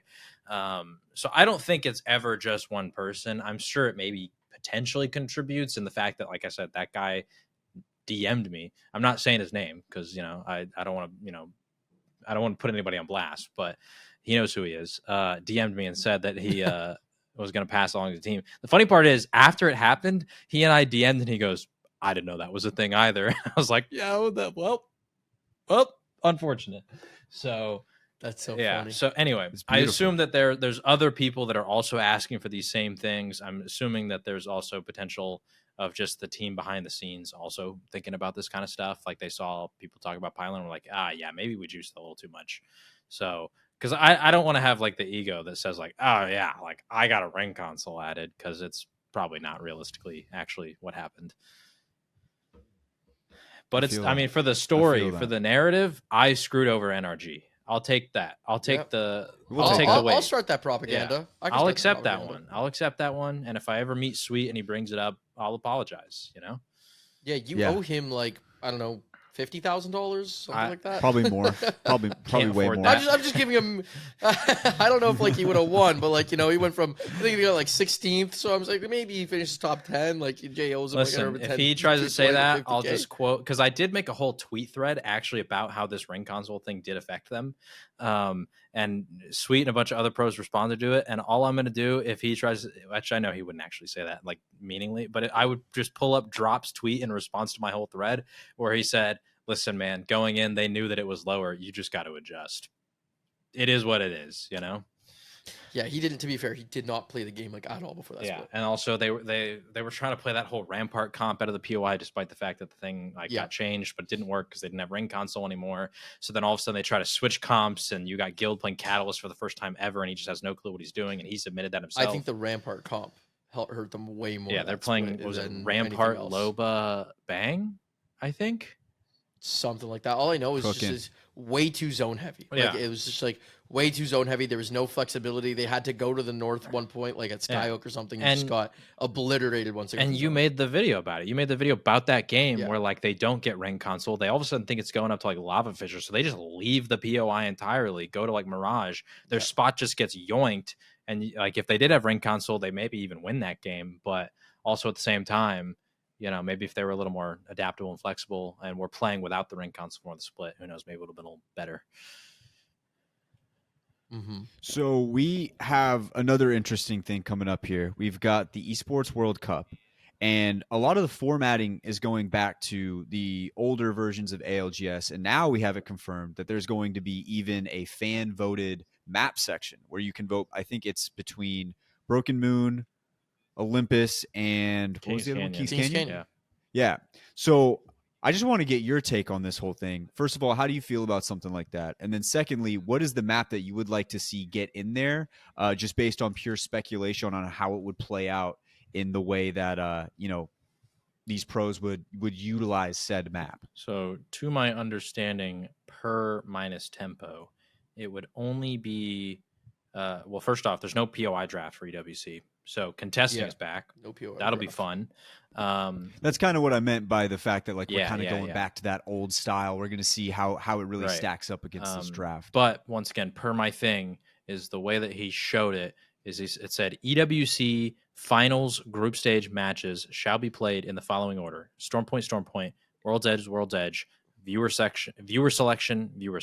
So it seems like the sets in the group stages, notably only the group stages, I don't think it's in bracket stage, I don't think it's in finals, but in the group stages, we'll have the viewer selection maps. What were you going to say? I was just going to ask you, are you understanding that? Because he says finals groups, so that's not about the Well, finals. that's because... Are we confirmed as finals match point? And then is that 10 game sets? Because like the way it explained it, it showed 10 games. So the group stages in the CWC thing is very weird because there's basically, I think every group stage set that happens, teams will qualify for the finals from just that group stage set. So yeah, I think there's 3 groups, like 9 from the first 2 groups, like go to straight to finals, and then there's one more, like they call it like an LCQ, last chance qualifier group, that only 2 teams go. And I think that is maybe what the finals group stage is. It does show the 10 games, so maybe it's 10. Is that like we're gonna have a 10 game set, which that makes me more excited about than having 2 new a new map in there. I'm excited for a 10 game set. Yeah, I mean, so I don't know exactly how it works, but the fact that it just says group stage makes me, and I'm pretty sure I saw somebody else tweet. I don't think it was Tempo, but I think somebody else tweeted that said it wouldn't be happening during finals. Finals is just World's Edge Storm Point. So I can't remember who it was though. That's the only unfortunate part. Otherwise, I would try to give them credit for that. But regardless. If I could pick any of the maps, I'd want it to be Broken Moon. We've seen Kings Canyon. I think we've seen the pro scrim in Olympus. I think Olympus is a lost cause unless they do like a huge rework. They could do it because we saw like they changed Broken Moon significantly. It wasn't just the middle. There's so much added cover and all this different stuff. Even just in the most recent patch, they just changed all the ring console and survey beacons like spawn locations. So like at the what's the new middle place called? Quarantine zone. Yeah, remember how there was like 4 different things in there? There's like 3 survey beacons you could scan. Now there's just 2. Yep. So I think there's like 1 less in there, and also they moved where the ring console is and all that stuff. So it's a lot less likely that you're going to get both survey beacon scans in the same game. But regardless, I think, once again, we've seen Olympus. I didn't really think it was that great. I think there was just a lot of problems they would have to fix for comp. We've seen Kings Canyon way back in the day. Obviously, this Kings Canyon is a little bit different, but it still largely plays out the same, I assume, in terms of competitive. The one thing that we've never seen is Broken Moon. It's the map that just got the most recent update. I think the fans would probably want it the most, at least in my assumption. So I want to see Broken Moon because I think out of all the maps as of right now, I think it's the one that has the most potential to potentially be in comp for year 5. So I would just like to see it for that. And then I would also like to see the pros like scrim on it during the off season. Yeah, I would love to see that too. I'm going to vote for Broken Moon. I think a might- lot of people will too. You'll hear these comments. Like I think everyone's kind of accepting the same thing, and I'm sure the Twitter sphere will get it in there. I might vote Olympus just No, for the don't do that. chaos. I also just think that Broken Moon would have the most exciting end games because think about how many like POIs exist on that map that have so many playable spots. It's like you go to Olympus and that's just like not the case. Like we saw Olympus at the Asia Festival and it was like there were zones that just ended wide out in the open and there was like 3 teams round 4 because everybody knew you got to kill people now because there's no playable spots next time. That's so sick. It was so bad. Plus, you could jump off the map in those certain areas, and you could fly back. Yeah, up. and you and moreover didn't believe Yeah. me, bro. Okay, this is like for context, everyone. I was doing like a throwdown challenge against Moreover, and one of the challenges in it was like it was just like no guns, no nothing. We had to drop dead center of the map, then run out and like find a spot to hide, and whoever survives as long as possible. And JHawk's in my chat. I'm sitting on like the edge of the map. He's up I'm on like top I gotta at win. the north of core. If Here. you know what I'm talking about, you're gonna know this exact spot. Yeah. Okay. And so on the mini map, there's like the standard like what it looks like on the void, but then there's like this one little dark blue area. And JHawk goes to me, if you jump off that, you won't die. Because I needed to know if I had an escape And plan. I was telling And him that I was because like, if somebody swings the corner, there's no way to get out. But if he jumps off, they Yeah. might just leave and think he's dead. But he could yeet over to the other side. And so I'm like, oh, good to know. I thought he meant there was like ground there. And I look, I'm like, oh, you're just trying to like troll me, trying to get me killed. I don't believe you. And so he's like, no, it's true. The rest of my chat's saying don't believe him. So the rest of my chat didn't want to believe him. Luckily, Moreover dies. I win the first round. I'm like, okay, let's test this out. JHawk, that you're kind of like messing with me. And guys, I rarely play Broken Moon ever. Like Broken Moon, when I was grinding, Broken Moon shows up. I'm like, guys, it's my day off Apex. I jump out into the void and I start flying up, and my mind was blown. I was freaking the F out. I want you all to know, listeners, this happens on 3 areas of Broken Moon. One is at the very north side of the map over by the core. You can look at the map, and like you said, there's a dark blue section. That is where it happens. It launches you back up as if you like fell off with a trident, and you're still in it, unlike what I did today, where I jumped out and died. It's when you're still in the trident, it blows up and it launches you back up. That's what will happen. It happens there. It happens at the divide. If you look at the divide, the entire spot between the 2 POIs, you can just jump off and fly back up. The divide. The whole thing. Yeah. And then I don't remember where the other spot is. There's some like a random not the pocket same- that exists in the map somewhere. It's not the same as a trident. It's more if you were to jump off like in the fissure in between like True. Yeah. World's like Edge? fragments. Yeah, It's yeah. like on World's Yeah. Edge and Back- fragment, yeah. right? It's more like that where you'll float up, whereas Yes. like you get kind of redeployed in a trident. Yeah, True. we're playing quads today, and JHawk Bro, all of a sudden goes, "I'm dead. I drove off the map," and he dies. I'm like, "Why did you stay in the trident?" He's like, "I thought I made it before I I haven't jumped done off." that like pretty much ever in my life. All of a sudden, I just drive off. Naturally, you try to jump out before and try to save yourself. Yeah. But anyway, yeah. Listen, Jumba. I want you guys to know I know stuff about this game too. Did y'all know on Kings Canyon for the explosive holds, you get 150 thing towards your armor. If 2 people do both doors at the same time, you get 300. It counts for both. I know That's stuff metal. about this game. Did not. People don't Yeah, believe he me. does. I know these things. I need to start grinding more. I used to be the person with all like the random tidbits of information. Yeah. All of a sudden, I Don't tell have people to that jump off the map and they Jump- think they're gonna die. They don't trust me.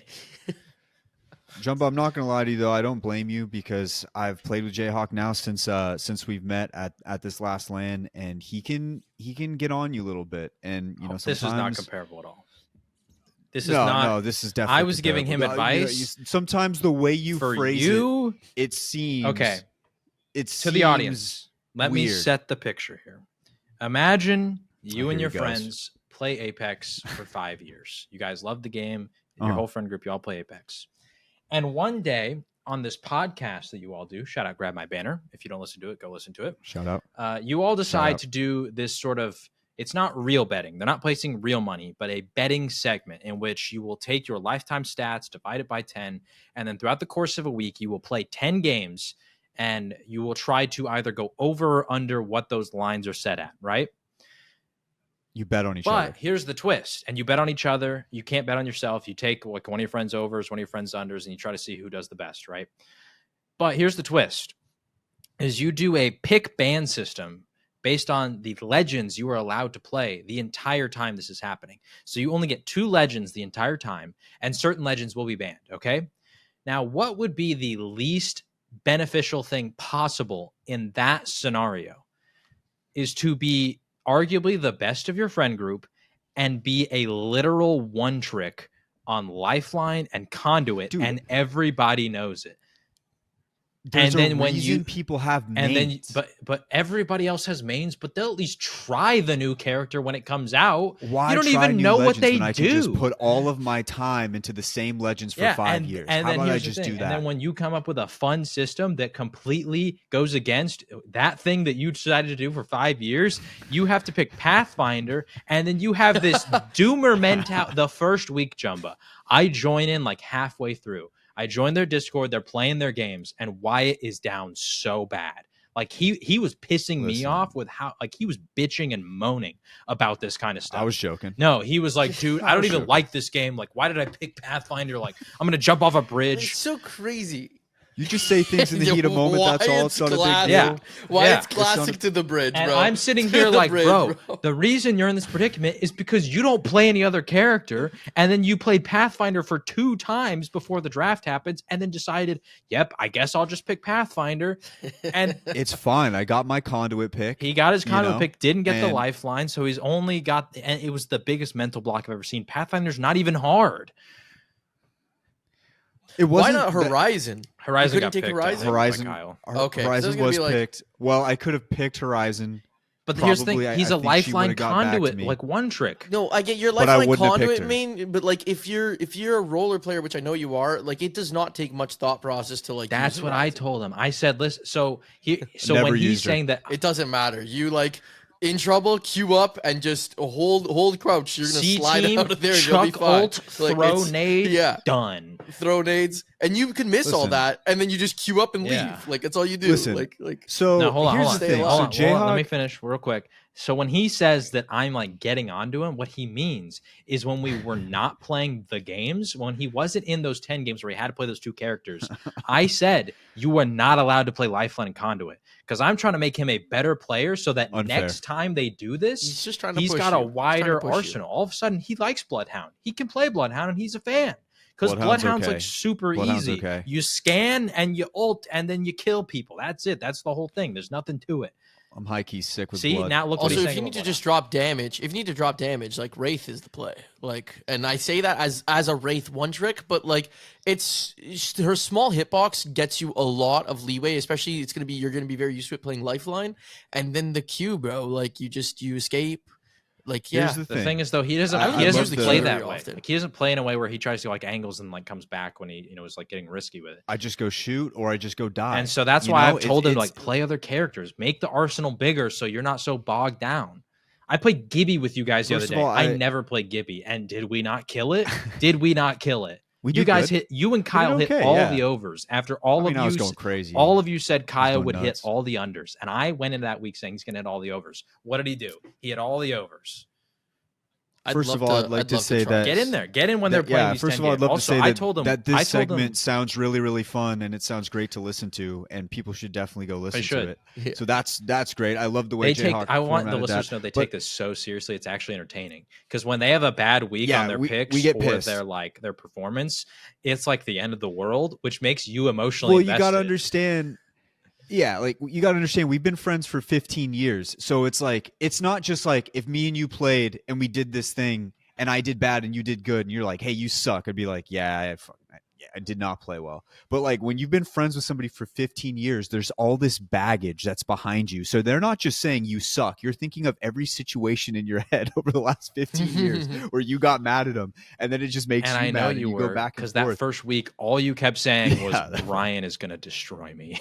And I was like, Yeah, because you were like, Brian hit all the overs on his stat Brian line. is my kryptonite.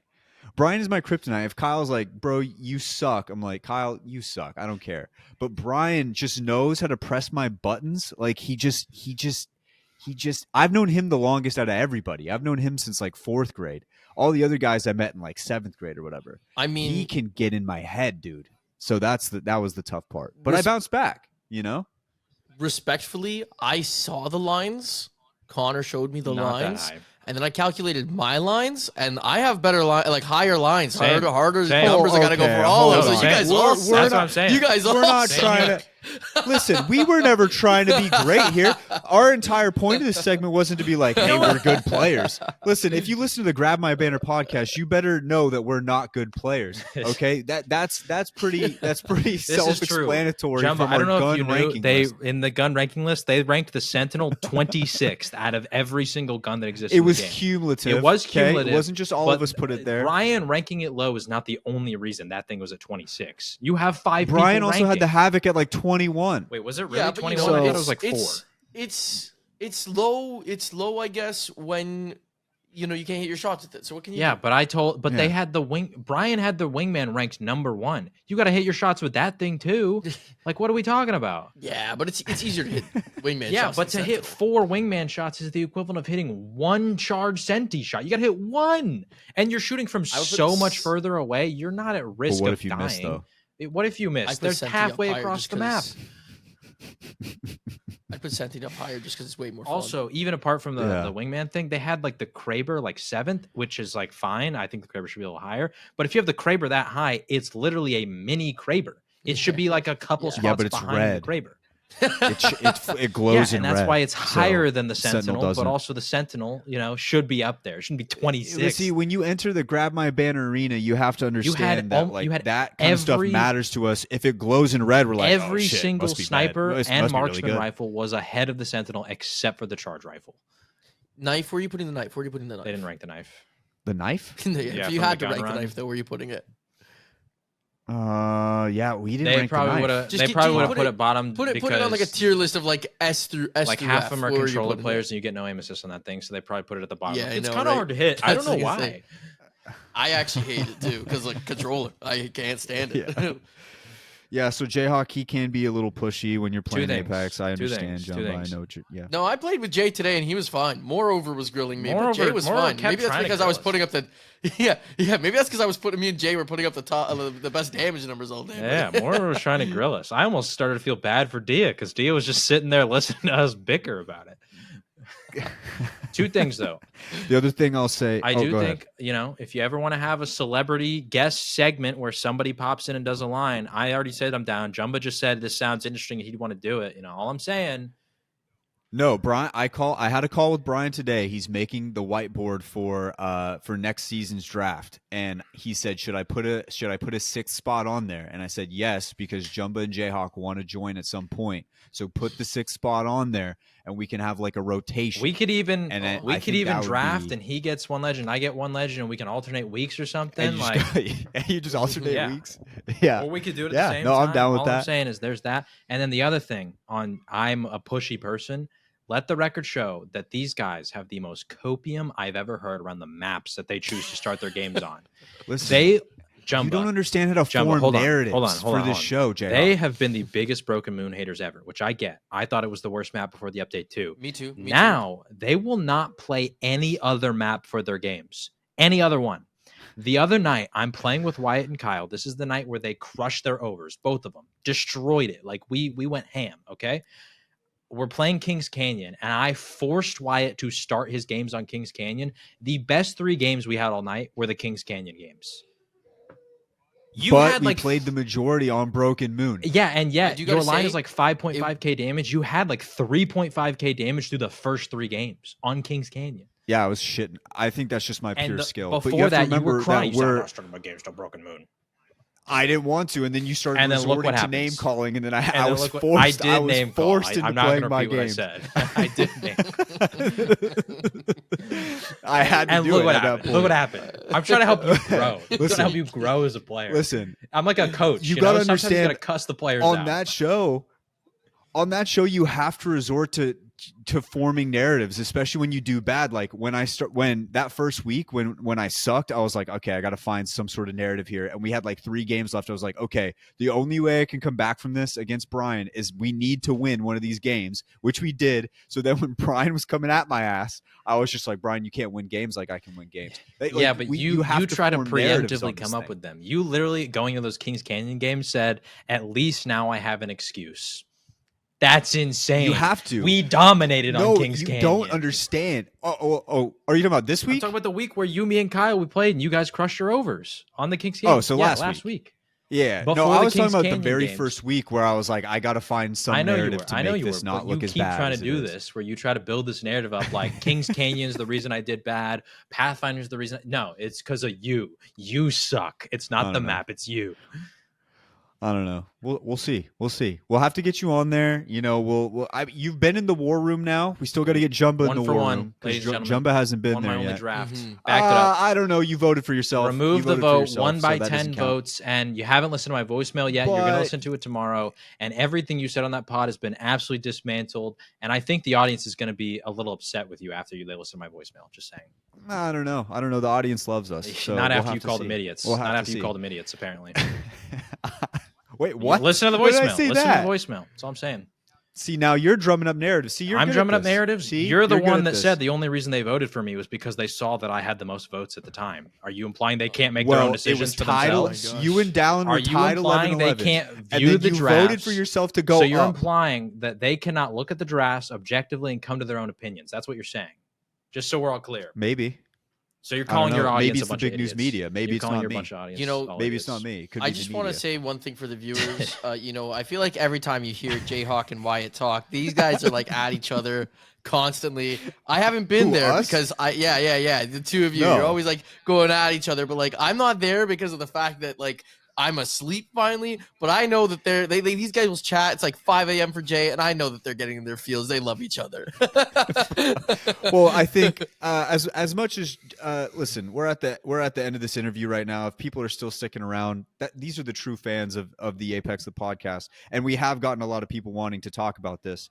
JHawk may be pushy when it comes to Apex a little bit. I'm just trying to But make it's you a nowhere better player. near as it's nowhere near as how bad he can be when it's time to load up some zombies. I feel like I'm way more pushy It's to you nowhere. on Apex. Yeah. Really? No, I don't know. I Zombies is haven't played way Apex. worse. Zombies, you had the Zombies is one. You had way the one worse. thing. What? The throw. What do you mean the one thing? No. The funny thing with No, zombies no, was no, like no, the no, other no. day, like when we finished Origins, you're like, Wyatt, I think you were dropping the ball there. I thought Okay. Wyatt was doing fine. He's like, you were I thought I kinda- did fine. You he's told like- me I he's was like- dropping the ball. Yeah, he's like, you were kind of drunk and you didn't play your best today. You I did. was not kinda You didn't. drunk. I was No. very drunk. See, he admits it. Literally, But I didn't drop the ball though. I didn't even go down. not Yeah, on I that. thought- not I on thought he that. played I'm fine saying still. there was a multiple rounds in a row where we needed to save a zombie. And there's one between you and Connor and one between you and Jumba where I told the other person to kill the zombie.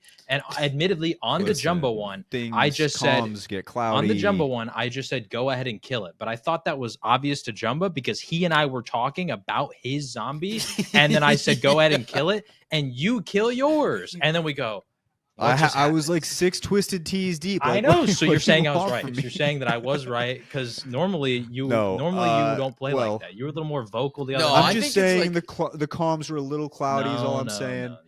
Maybe Your it's mind just was a me. little cloudy. Maybe that's true. That is correct. Jay's comms is because he's like so direct. Like Jay, you would be a perfect IGL. He's like he's I so IGL my rank. He He direct. just yells at me. Yeah, he's so direct, and then there's no fluff, and it could almost sound kind of like you would think it's rude, but he's just giving you the steps, and he's just telling you what to do. Without JHawk, we're not completing any of Okay, these to Easter be eggs, by the fair, way. Every time I look at a screen, I go down. You do give me Like- credit. You do give me credit, but also I'm literally just like reading off the steps. On the Origins one, I will Yeah. say a lot of these I have done them before, so I have that benefit. But going forward, I haven't done any of these Easter eggs ever. So if you're gonna give me credit for them, I'm literally just reading the steps. Yeah, I know, but like I don't know if any of us would succeed as well as like understanding the steps and executing the delivery of the comms. Like that's what I'm saying. I've been cool with it. Like guide me through them. You saw we were practicing one day, and the second I pulled up the steps, I was fucking dead, and our run was over. True. That was unfortunate. Since the last time you were here, Jayhawk, you got to hear Enoch's thoughts on the throw, and I think it would not be fair for me to not allow you to right. speak on your version of the Here's throw. all I'm gonna say to the audience, okay? Because should we give backstory first on what the throw if they is? haven't listened, for they people need who to go don't back know? and listen to the other episode. What Go was back the and episode listen. it was? Who was the interview? Was it the Verhulst interview or the It was 2 the weeks Snipe ago. one? No, it was I Dia? think it was Snipe. Was it No, I thought No, it was, wasn't Dia. What was it was 2 whatever weeks was ago? before the Dia episode. I think it might have been Snipe. I think it was might have Snipe been then. Snipe. Yeah. Yeah. Is this Okay, so go listen to the ending of the Snipe episode. Get to the heart to heart. Wyatt says he needs new friends, and he's talking about me. He says he doesn't want me to be his friend anymore. It's crazy. Jumba backed me up, dude. He's the only guy who's got my back in this scenario. It's crazy. Here's the thing, ladies and gentlemen. All right, if you know anything about me, my literal existence in the Apex community was birthed on a what went wrong video where I analyzed why things go wrong. Okay. And I still do that on when teams do good, right? I like that's kind of like the thing that people like my videos for is the analysis, right? And so on that throw, sure, it was a buzzer beater Hail Mary where he threw it and he didn't necessarily know Avogadro was going to spawn in, and it worked, right? I'll give him the credit. It did work. We did beat the Easter egg. And after the 5 previous attempts where we failed, or maybe it was 4 previous attempts, whatever it was. 5. You guys did 6 okay, times. yeah. So the 5 previous attempts where we failed, it was great to get it over with. Even, if it was a little scuff to get there, it was great to get it done, right? But you know me. You just said it. I tell it like it is. If you go listen back to all the context leading up to that moment, there is at no point in which I call Wyatt out for anything. I immediately think he didn't do it, and then I find out that we did. The reason I didn't think he did it is because if you watch the throw, I am not looking towards Avogadro on the right. You can see the moment I get rezzed, I sprint to Wyatt and try to res him because I don't even think it's even happened yet. I was so locked sad. in. You could even see that in the fact that before Wyatt throws it, the zombie that kills him, I kill the zombie in front of that zombie. If I don't kill that zombie, Wyatt doesn't even get the throw off because that guy kills him first. Just saying. But nobody talks about that. Nobody talks about the shot. Nobody talks about the shot. Okay. If we go back to why Wyatt thinks that moment is so epic, okay, and if he wants to think that it is, more power to him. The reason he thinks it's so epic is because I had gone down, because Kyle had gone down, and because right as he throws it, he goes down. All of that is what makes it super epic to him, is because the whole play broke down and yet somehow it worked. The reason I go down is if you watch the gameplay, me and Kyle are looking to Wyatt's left. Wyatt and Connor are looking to the right. Kyle and Connor are going to place their turbines in the corners, meaning I will continue to look to the left. Wyatt should continue to look to the right. If you watch the clip, I go down to a zombie that came from the right where Wyatt was supposed to be looking, and he didn't kill him. Wow. Then after I go down, I go, oh, shoot, because I don't even know why I went down. And so I go down. By the way, we don't have Jug, so that makes it a little harder. That's why we all go down so fast. But Connor comes over to res me. While that's all happening, you shoot 8 ray gun shots. You hit 1 because you apparently don't play with wonder weapons, sort of like how you don't play with any Apex character for 5 years. Yeah. Zombies has been out There's for a over trend a with decade. me. He doesn't use wonder weapons, so he doesn't know that the ray gun I just don't like has 'em. splash damage, so you shoot the floor, not the zombie itself. Because if you try to shoot the zombie itself, it's a projectile, so it doesn't go like instantly like a bullet does, where you're probably going to miss. And so he misses all his shots because he's aiming at their crotch instead of the floor. If he aims at the floor, he kills them instantly. So that happens. That's why all the zombies flood in. And then right before, instead of just killing the zombie in front of him and throwing it when he sees Avogadro inside, he just yeets it and gets lucky. That's the analysis of what actually happened. Now, it worked, and I'm grateful that we didn't have to run it back again. But I'm just saying, if it didn't work, and you showed me that clip, that exact same clip as it went, that everybody would have blamed you if he didn't teleport in. And hence, it was To a quote the fine great throw. Jason Tatum. And so then I guess we'll when never he know. asked me what my thoughts were on the throw, I said it was a fine throw. That's not bad. That's not good. That's a neutral I think statement. I deserve a little bit more than fine. Audience, is all he I told want. me it was the greatest throw of all time. I speak And hyperbolically. I know you always do, have. but I you always have will. to know after everything I just laid out for you, I'm the analysis guy. That's the analysis of the entire play. So when you ask me my opinion, I'm not going to tell you it's the greatest throw of all time. Did you not see the Nickelback edit? I mean, that makes it like 5 times Nickelback? better. Like, yeah, I put the music behind it. It was perfect, dude. It was perfect. I'm gonna have to send it to you now. It was a Can't fine believe you throw. haven't seen the Nickelback edit. It was a It was great a fine throw. throw. It was a great throw. Listen, here's what I will say. Some were saying that it's more honorable that I don't use wonder weapons because It's fine that you don't like, use them. they It's can- actually unforgivable that you don't know the ray gun has splash damage and you shoot the feet. That's like Zombies 101. Wait a minute, you didn't know it had splash damage, or I thought There's no way. There's I no- know it there's has no way- No, I know it has splash damage because I know it can kill you. But I just wasn't Yeah. using it with the splash But that's damage. I was how just you use the trying to ray shoot gun. to kill the zombie. I usually just shoot But at that's them. why you miss. if I get the ray gun. You shoot their feet. I think there's something going on with the Black Ops 2. No, PC if anyone version. plays I zombies, don't you know. know I with feel the like ray gun, you the aim shoot at assist the is a zombie's little feet. off. Everyone knows. That's why it makes You so many know, crawlers. Is because you're shooting at their feet. The controller input is weird. I had to go to Don't this do other all this thing. stuff. I had to do all Don't this do all extra this stuff. stuff. I don't make excuses, but if I did, I would definitely use those as excuses. But luckily, I'm not using Don't do excuses right this. now. Yeah, so there's the throw, and then so that's your side of the throw. I'm glad the listeners got to hear they it. got to hear it. Once They got to again, hear the it. crux of this was when you decided to press me and make me say it was the greatest throw of all time. For like 30 minutes wanted to after hear we some completed credit. the Easter egg, I didn't even say anything. I was like, well, I'm glad we're done. You know, that's great. On to transit. I didn't know it happened. Good job. Wait till they see the buried run and the sacrifice. Yeah, wait till they see all the POVs of Buried when nobody owns up to the mistake, specifically one person who gaslit Kyle over Listen. and over. And here's the crazy part. I didn't. When gaslight I went Kyle, to I didn't say Kyle's, anything. as I look back on it, I was definitely hitting it, but you guys, no one would say it. So I was like, I guess I might have missed one because I was new to it. Listen, Hand up, I will say, that's not my right hand. Hand up, I will say, when I was running the first run, which was like Kyle took over, then Jay took over, I haven't fully watched it back, but I did watch like some of them, and I missed the targets a lot more than I thought. I think like I only saw like 2 or 3 completed attempts. Now, when I switched over Which to is the one fine that if you Kyle don't had, know. which I thought was harder. Yeah, the one that I say Kyle had, which was harder, that one, I went like 15 straight not missing. Right. And I watched all those back, and like that's when I was getting tired because we're now 4 a.m. and I'm like, I haven't missed my fucking shots 15 straight Right. here. Then I missed them one round. And the round I missed them, I was like, oh, I'm done because I'm tired. I'm tired. yeah. I'm starting to miss. If you I just didn't went 15 know, straight when you complete. if you didn't know you were missing, it's excusable because that's why I kept saying like maybe we should have somebody switch because if you don't know you're missing and you just keep in that rhythm, you'll never know you're missing, and then you have to watch the video and then that's the only way you're gonna know. And so we're all nailing it, but maybe you just aren't aware of it.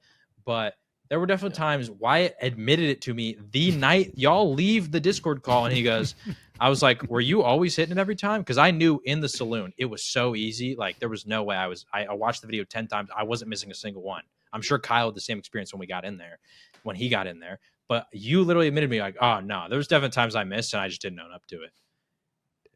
no, it's not that I didn't open up to it. I He just waited didn't for say someone anything else. at all. He I waited just for would someone wait. else. I would wait till somebody else No, said, "I think I because missed at it," the and then end- at that point, then I wouldn't need No, to say 'cause anything. here's the thing. And I'd be like, "Yeah, you know what, guys? Damn, we'll just go." When run Kyle back- and I swapped, run the back reason over I again. proposed that he and I swap is because we got to a point where everybody said they weren't missing, and I was like, I thought it was Kyle. I was blaming Kyle because We he were was all the There- only one okay, opening. just like- up to it.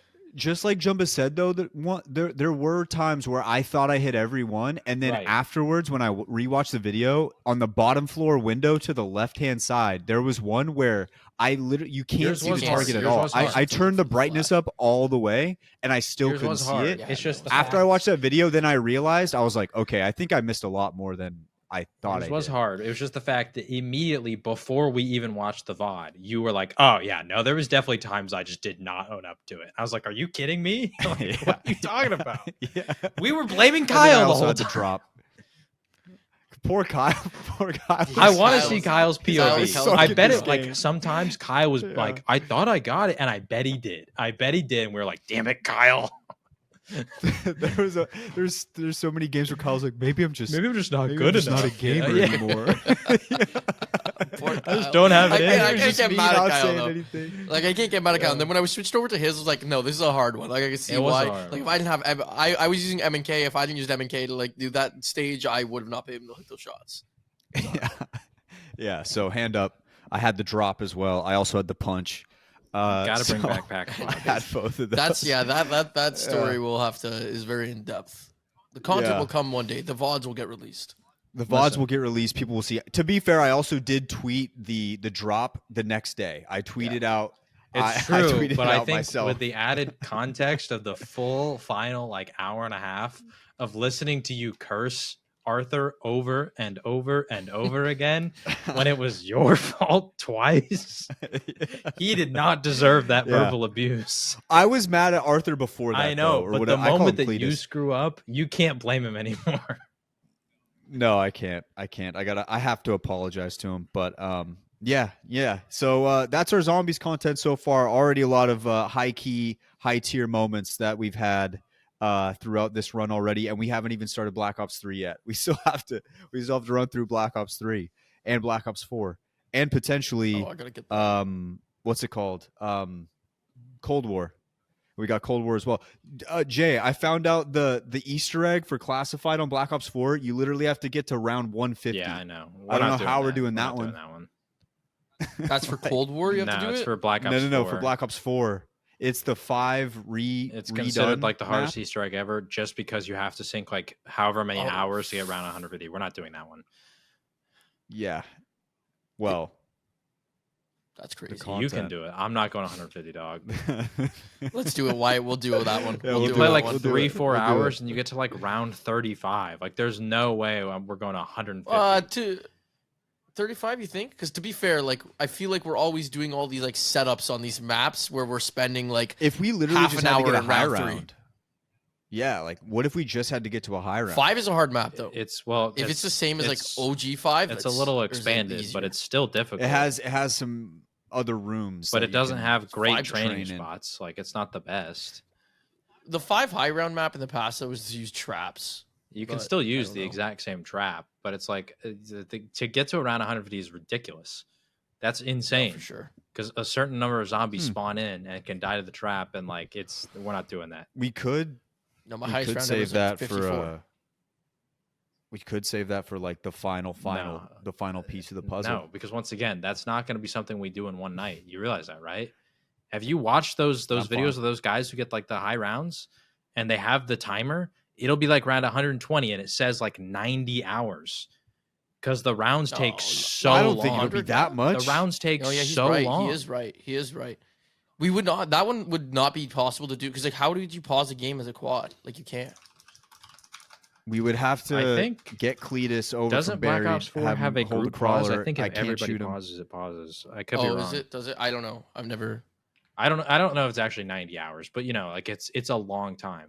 Here, I looked it up on a long- Reddit. This guy said it took me 10 hours and 55 minutes to do. Easy. That That's one is day. And not that but hold on, here's bad. the things too. It says the classified Easter egg isn't even that possible because the game is unstable. This guy Yeah, said I that's crashed. That usually the would bigger suck if issue. we got to like 130 and it just crashed. That's usually the bigger issue. This guy says I crash like on round 20 Easter eggs before 90% of the time error coded and before I crash this. Yeah, this guy's Well, if he we said he are crashed getting on Cold round War, it's 80 also- to 90 15 separate times. That's fun. insane. That's fun. we could do it. I'm not doing that. Here's what we do. Here's what we do. Next time we go to a LAN, we just bring 2 PlayStations or Xboxes, and then we just do like a LAN there, and then we just pause it, and then we just go watch LAN, come back, hit 15, 20 rounds, Here's this guy. go to sleep. You got to wake keep in up, mind do it again. these guys are doing it solo. Solo is quicker because there's less zombies per round. If we did more people, it takes longer. Here's a guy who said he tried to do it with 4 people. We're pros. This guy said he tried to do it with 4 people. He said once he hit round 80, every round took 30 minutes. Every single round. There's no way. There's still 70 rounds to go. I'm not doing that. You guys have fun with that. Oh, I don't like how our leader in this challenge that we're doing isn't down for this. I don't like this. Well, I'll convince him. I'll convince You him. won't. I'll get him to I'm come not. around. I'll get him. You're to not come going around. to do that either. You're saying you will for the pod. There's no shot. You have a wife I'll or a get- fiance and a child, 2 children at that. There's no way you have the Listen. time to go to round 150. Watching their father destroy a feat of just impossibility might inspire them to Okay. become the greatest So versions of let's themselves. go through some hypotheticals here. Let's say we start it on Friday night. We power through Saturday, Sunday, and we still haven't reached round 150. And there is a pause feature. Hypothetically, I don't know if it actually exists on Black Ops 4 yet. It might have been Cold War or one of the other ones. I know group pause came in at some point. Let's say there is the group pause. Okay. What happens Monday when you have a job and then you come back from work? Call out. Okay. What happens Tuesday? You going to call out the whole week? Like, what if we still haven't gotten there? Listen. What if somebody else I says work Kyle's hard got to for go my to work? PTO. Connor's got to go to work. Jumba and I, like, although we technically do like content and stuff, like I technically still work part-time for my other job. And there's no way in terms of content, we could just take like a week off and do literally nothing except for play classified. I think people would understand. I think they'd be a lot more accepting No. to. I'm not a high round player. I would want to die. I'm not sitting there training over I say we and make over this- and over on an electric trap for 5 straight days. Sounds like a great vacation. I don't know. We can. You know I what? don't How about this? We know. can have this debate on. I don't know if you actually plan to announce this, so you can cut this out if you want. But we can have this debate. No, we can announce on it. Pack-a-Pod. On Yeah, the, Pack-a-pod. the new pod. People have Limited been time asking run. for the content. A limited time run. I used to have a zombies podcast called Pack-a-Pod, and we would do really, really cutting edge stuff like establishing a piss corner on Nocturne and Toten, classic banner stuff. We're gonna bring that back for the limited time with all the boys talking about the runs, going over the miraculous moments such as the throw, the moments that weren't as miraculous, such as the drop, the punch, those types of things. There is also a throw part 2 on Buried That's that not nobody the seems to throw, talk dude. about. It was great. I'll show That's it to you. It's sick. everybody has Uh, to do that part. You can't say it's one of the greatest shows of all time when everybody who's ever done that Easter egg has to do that. Like But that's a my throw routine was so step. sick though. Off my back that's foot. a routine step. across the It's part barrier. of the Easter egg. Yeah, but like it was so perfectly lined No, up. no. Like you'll You can't convince after this anyone that interview. timing a nade, like everybody knows how to time nades, bro. But you guys were failing, and I had to never even step up, attempted. and They my tried it left like arm 2 was times. The golden. reason we failed is because it would teleport out of the same spot. Yeah, that's about timing. That's about having good pocket presence. That's what I had. That's what Bo It's Nix not has. the throw part 2. You can't. Don't try to even compare it. The other one, even though I say it was a fine throw, this one is not even comparable. It's a routine throw that you make in practice. It's part of the Easter egg. I don't know. Seems like hate to me, but there it is. Pack-a-pod. We're gonna be. I'll definitely promote that on the actual on socials. But we'll so do that. because I did get DMs from people wanting to hear more zombies content, so that's the only reason why we're doing this. Which is Ladies and really freaking gentlemen, cool. yeah, it is. Ladies and gentlemen, if you stuck around to this part of the interview, you're a legitimate the Apex the Podcast fan, because we just went on a tangent. This was our Discord call every night. Is exactly what just happened right we now. went through casual Apex to this. It is This is- funny. Now So let's thank you have guys for Jumba tuning in, leave, as and always, We're if gonna you do did. 30 minutes of Etsy, dude. That's how we end the night. Looking That's at how we those ended with freaking- those the electric Tekken cherry pants. thing in the background. Yeah. I still need to buy those, dude. I got to get those pants. You know what? That's what we're going to do right after this interview is over. Thank you guys for tuning in as always. JHawk, thanks for hopping on, bro. It's a pleasure having you back on. See ya. All right, ladies and gents, it is heart to heart time. We're going to round out the show with the heart to heart this week. Does anybody want to go first? I can. Go Let's for hear it. it. Okay. I'll quickly run it. This past Friday, it was June 21st. I mean, this wasn't going to be the point of it, but I guess that was my birthday too. But like, it was pretty cool. That Happy Soar, birthday. thank you. Soar ran a live watch party event in Toronto. And so I went out, like Nicevig was there, Greek was there, Weeps is there. There's a bunch of guys, Drum Bum, Draynilla. Got to hang out with just a bunch of people from the comp scene and Apex scene in general that you don't get to see too often. I got to see some of the LAN and everything like that. I didn't expect much. Toronto kind of showed out. It wasn't a big event, but like they brought like the energy for the Sword tournament. I couldn't believe how loud the place was getting, and that was so cool to see. But the coolest thing was I got invited to go as a guest. They didn't even know I was coming. Just randomly, Weeps walked up to me and asked me, "Hey, do you want to be a guest in between Game 5 and Game 6?" I sat down there. We got to chat. It was the first time I've ever done something like that on a broadcast. And then at the end, Nicewig just started giving me some of like the highest praises I've ever received. Goes on to call me like a pillar in the Apex community, and I could not believe that. Like I was like the biggest Nicewig fan. Like CLG was my team, and as truthfully, and I don't want to get on like all this fanboy stuff, but I only watched pretty much Nicewig like ever. Like when it came to Twitch, like I had some other streamers I tuned into here and there for other games and stuff like that. And I obviously followed the Apex scene, but if I was watching ranked, if I was watching someone compete, if I was watching watch parties, I was watching Wig. So to go from that to sitting on a couch with him and him saying something like that, all within like the span of like what feels like 2 years now, I don't know. I feel like I wanted to like have like a lesson come out of this that was going to be something like in a sense of like take chances, take risks, like bet on yourself, because I've had to do that along the way quite a bit. Like I was very privileged in a position that I was able to do this and get my job back anytime I want to, but I quit my job just to like pursue YouTube. And so I don't think you should ever do something like that unless you are in a position to, but I still took that risk on myself to make less money, to make this happen, and to like see that and get that compliment. And the reason I want to have a lesson come out of it is because at the same time, I'm going to say like, I was very grateful for like that moment. Right. But I didn't want to just have it just sit on grateful, but yeah, it was absolutely amazing. Honestly, like even that lesson, I wish I could add so much more, but I've been thinking about the heart to heart all day today. I'm not lying. And I could not figure out the words because like that moment just kind of left me speechless. And like all weekend, I've actually been thinking about like, how can I like take something like from this to like share with other people? It's just so tough because like life just kind of feels surreal right now. 2 years of hard work will take you far. There you go. It's also like it's a cultivation of a lot of hard work, and it's also taking some time to appreciate the hard work you put in, because I feel like a lot of times, especially in the content industry, like people will kind of like jump from one lily pad to the next without really appreciating their surroundings, and taking that moment and being like, yo, I actually have done something cool here, and I don't want to stop and stay on this lily pad forever, but I do want to look around and see like where I started from to where I got. I think that's like a good way to look at it. It's also just take a moment to appreciate what you have done. Don't focus so much on the things you haven't accomplished yet.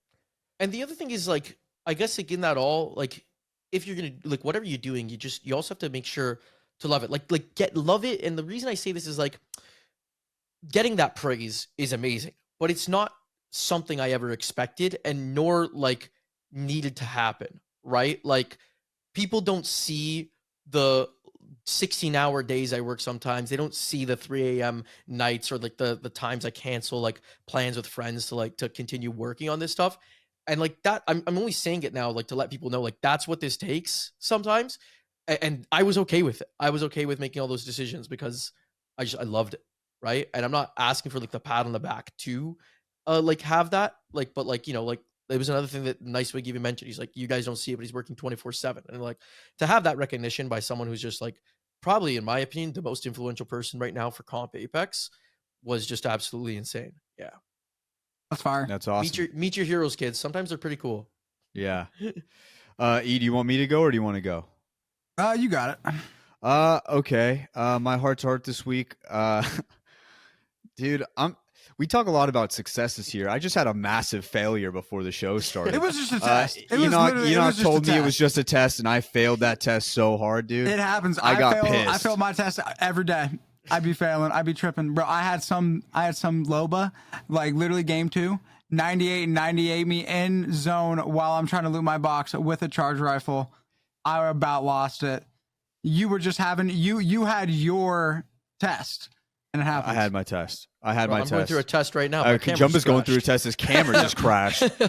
I just mentioned my test and something else broke, because that's basically what my test was. Pre-show, I could not get my mic to work.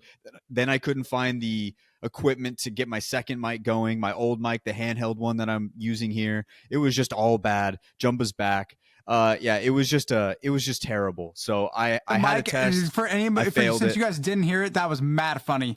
It was. I was pissed. Mad funny because like sometimes Wyatt, every single time Wyatt will ask me, he'll be like, "Hey, does my mic sound okay?" Every single time it sounds like the normal mic, good to go. This time I pull up in the thing, everybody's muted, and then I just hear like, "How does it sound now?" That doesn't even do it justice. Like, we can't replicate it for the podcast because it's just not right to hurt people's ears like that. All I know is, like, I felt like I was getting flashbanged every single time he spoke into the mic, and I was dying. But then also, too, I'm trying to help this guy, and he keeps just, like, muting, leaving the call, and slamming shit as he's walking around his house. Yeah, so I just Well, wanted it's to a use this test. heart to heart to say that you won't pass every test, and I definitely failed one today. So I'm not perfect. How about the I bounce guess. back though? You Yeah, just get back up. Yeah, I'm Learn, gonna have go to work next. on the bounce back after this show's over. That's I've got some things to fix. But yeah, that's my heart to heart this week. So yeah, Enoch. Yeah, I'm gonna go with like hard work is really cool, and when you put it together over a consecutive period of time, you can accomplish really cool things. And I'm like tonight is like the last night of this split of the rank season, and so it'll reset tomorrow morning. And I currently have a 16,227 point lead on number 2, and so it's pretty much locked in the bag, and it's nice. That's so nice, dude. You really did it. You really dude, did it. Bro. when Jumba talks about like, I did like outside of I spent a little bit of time hanging out with my wife each day, and I made it to the gym very sparingly, but I was literally just waking up, hopping, like I would take a little bit of time in the morning to get myself right, but I'd clock in for like a 14, 16 hour day, and then just like over and over and over again, like basically a 24-hour every Sunday, and just got it done. Anyone who's played Apex Ranked, especially in this season with the cheaters, know that shit ain't easy. Dude, there were so many cheaters, and just the whole time, I genuinely don't think anybody had more fun playing this season than I did.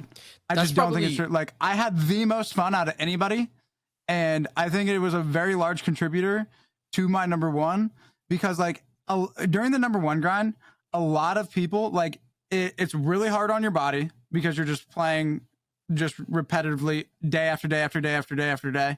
Like, I know that from like, it's like, oh dude, you're just sitting there playing video games. What do you mean it's hard on your body? Like, if you did that for 16 hours a day over and over again, and then like mentally, I'd say it's definitely more mentally taxing than physically taxing, because dealing with like 16 hours of Apex Legends Ranked with all of the bullshit that you can run into in Apex Legends Ranked, it's so easy to allow yourself to like go into like a bad headspace. But I have never been like more mentally teed up and locked in my life in terms of like keeping my mental scenery the way that I want it to be, regardless of what's going on. And it's just amazing to see me like being able to put together all the different stuff that I've been working on personally, and then be able to apply it to like my work and be able to like just see amazing results. Cause like I was like, before getting on this grind, my 30-day average was like around 180. And let me pull this up. My last 30-day average was 526, with my last 7-day average being 659. Sheesh. And dude, this Sunday averaged 937 with an organic peak of 1,811 viewers. I saw Gosh, that. damn. I saw Like that is like, and we're just getting started. Like, I'm literally locking it. I got another split. Everybody was asking like, oh, like if you get, like, are you going to get the number 1 on your badge if you don't hit it next split? And I'm like, I'm just going to do it again. Like, I've spent zero amount of time thinking about whether or not I'm going to get the 1 badge or not. Cause it's just like, I'm going to just do it again. Yeah. And I'm just excited because I just get I'm so confident that as long as I continue to like put in the work and then keep the vibes right along the way, that it's just gonna like keep growing and growing and growing and growing and growing, and like there's gonna be no reason for it to stop as long as I'm able to maintain everything that I'm doing. Hell yeah. And It's been fun to I'm watch, grateful. man. I'm grateful. It's been fun to watch. It's been awesome to watch. When we were all in here watching you get that number 1 for the first time, it was awesome, and it's great to see. And we can't wait to watch you do it again, man. It's going to be great. I think this Yeah. was an It's gonna be awesome fun. heart to heart. We had It's- some it's success, some commendable. failure, Hey, you win some, And you lots lose of some. lessons. Lots of Listen, lessons. dude, lots of lessons. you're gonna have your tests. You're gonna fail them. You go next. You learn from it, and you take what you learned and you apply it to the next time, and then you're gonna be more likely to do it the right way the next time Hell because yeah. of what you learned this time. Hell And so yeah, that's what baby. you got to be thankful for. All right. Well, ladies and gents, that should just about do it for this week's episode of the Apex, the podcast. I believe no games next week, right? No games. No games. So we're going to be just watching. We're going to be storyline hunting throughout the rest of the week. Don't forget, we still have voicemails available too. So if you guys want to send in a voicemail, we're going to get back to some voicemails here. Next week would be a perfect time to do so. So send some in about your or mid-season thoughts, any predictions that you have, any hot takes, send those bad boys in. And then next week, we'll try to go over some of them if we got some there. So thank you guys, as always. We'll catch you guys next week for another episode of the Apex, the podcast. See ya.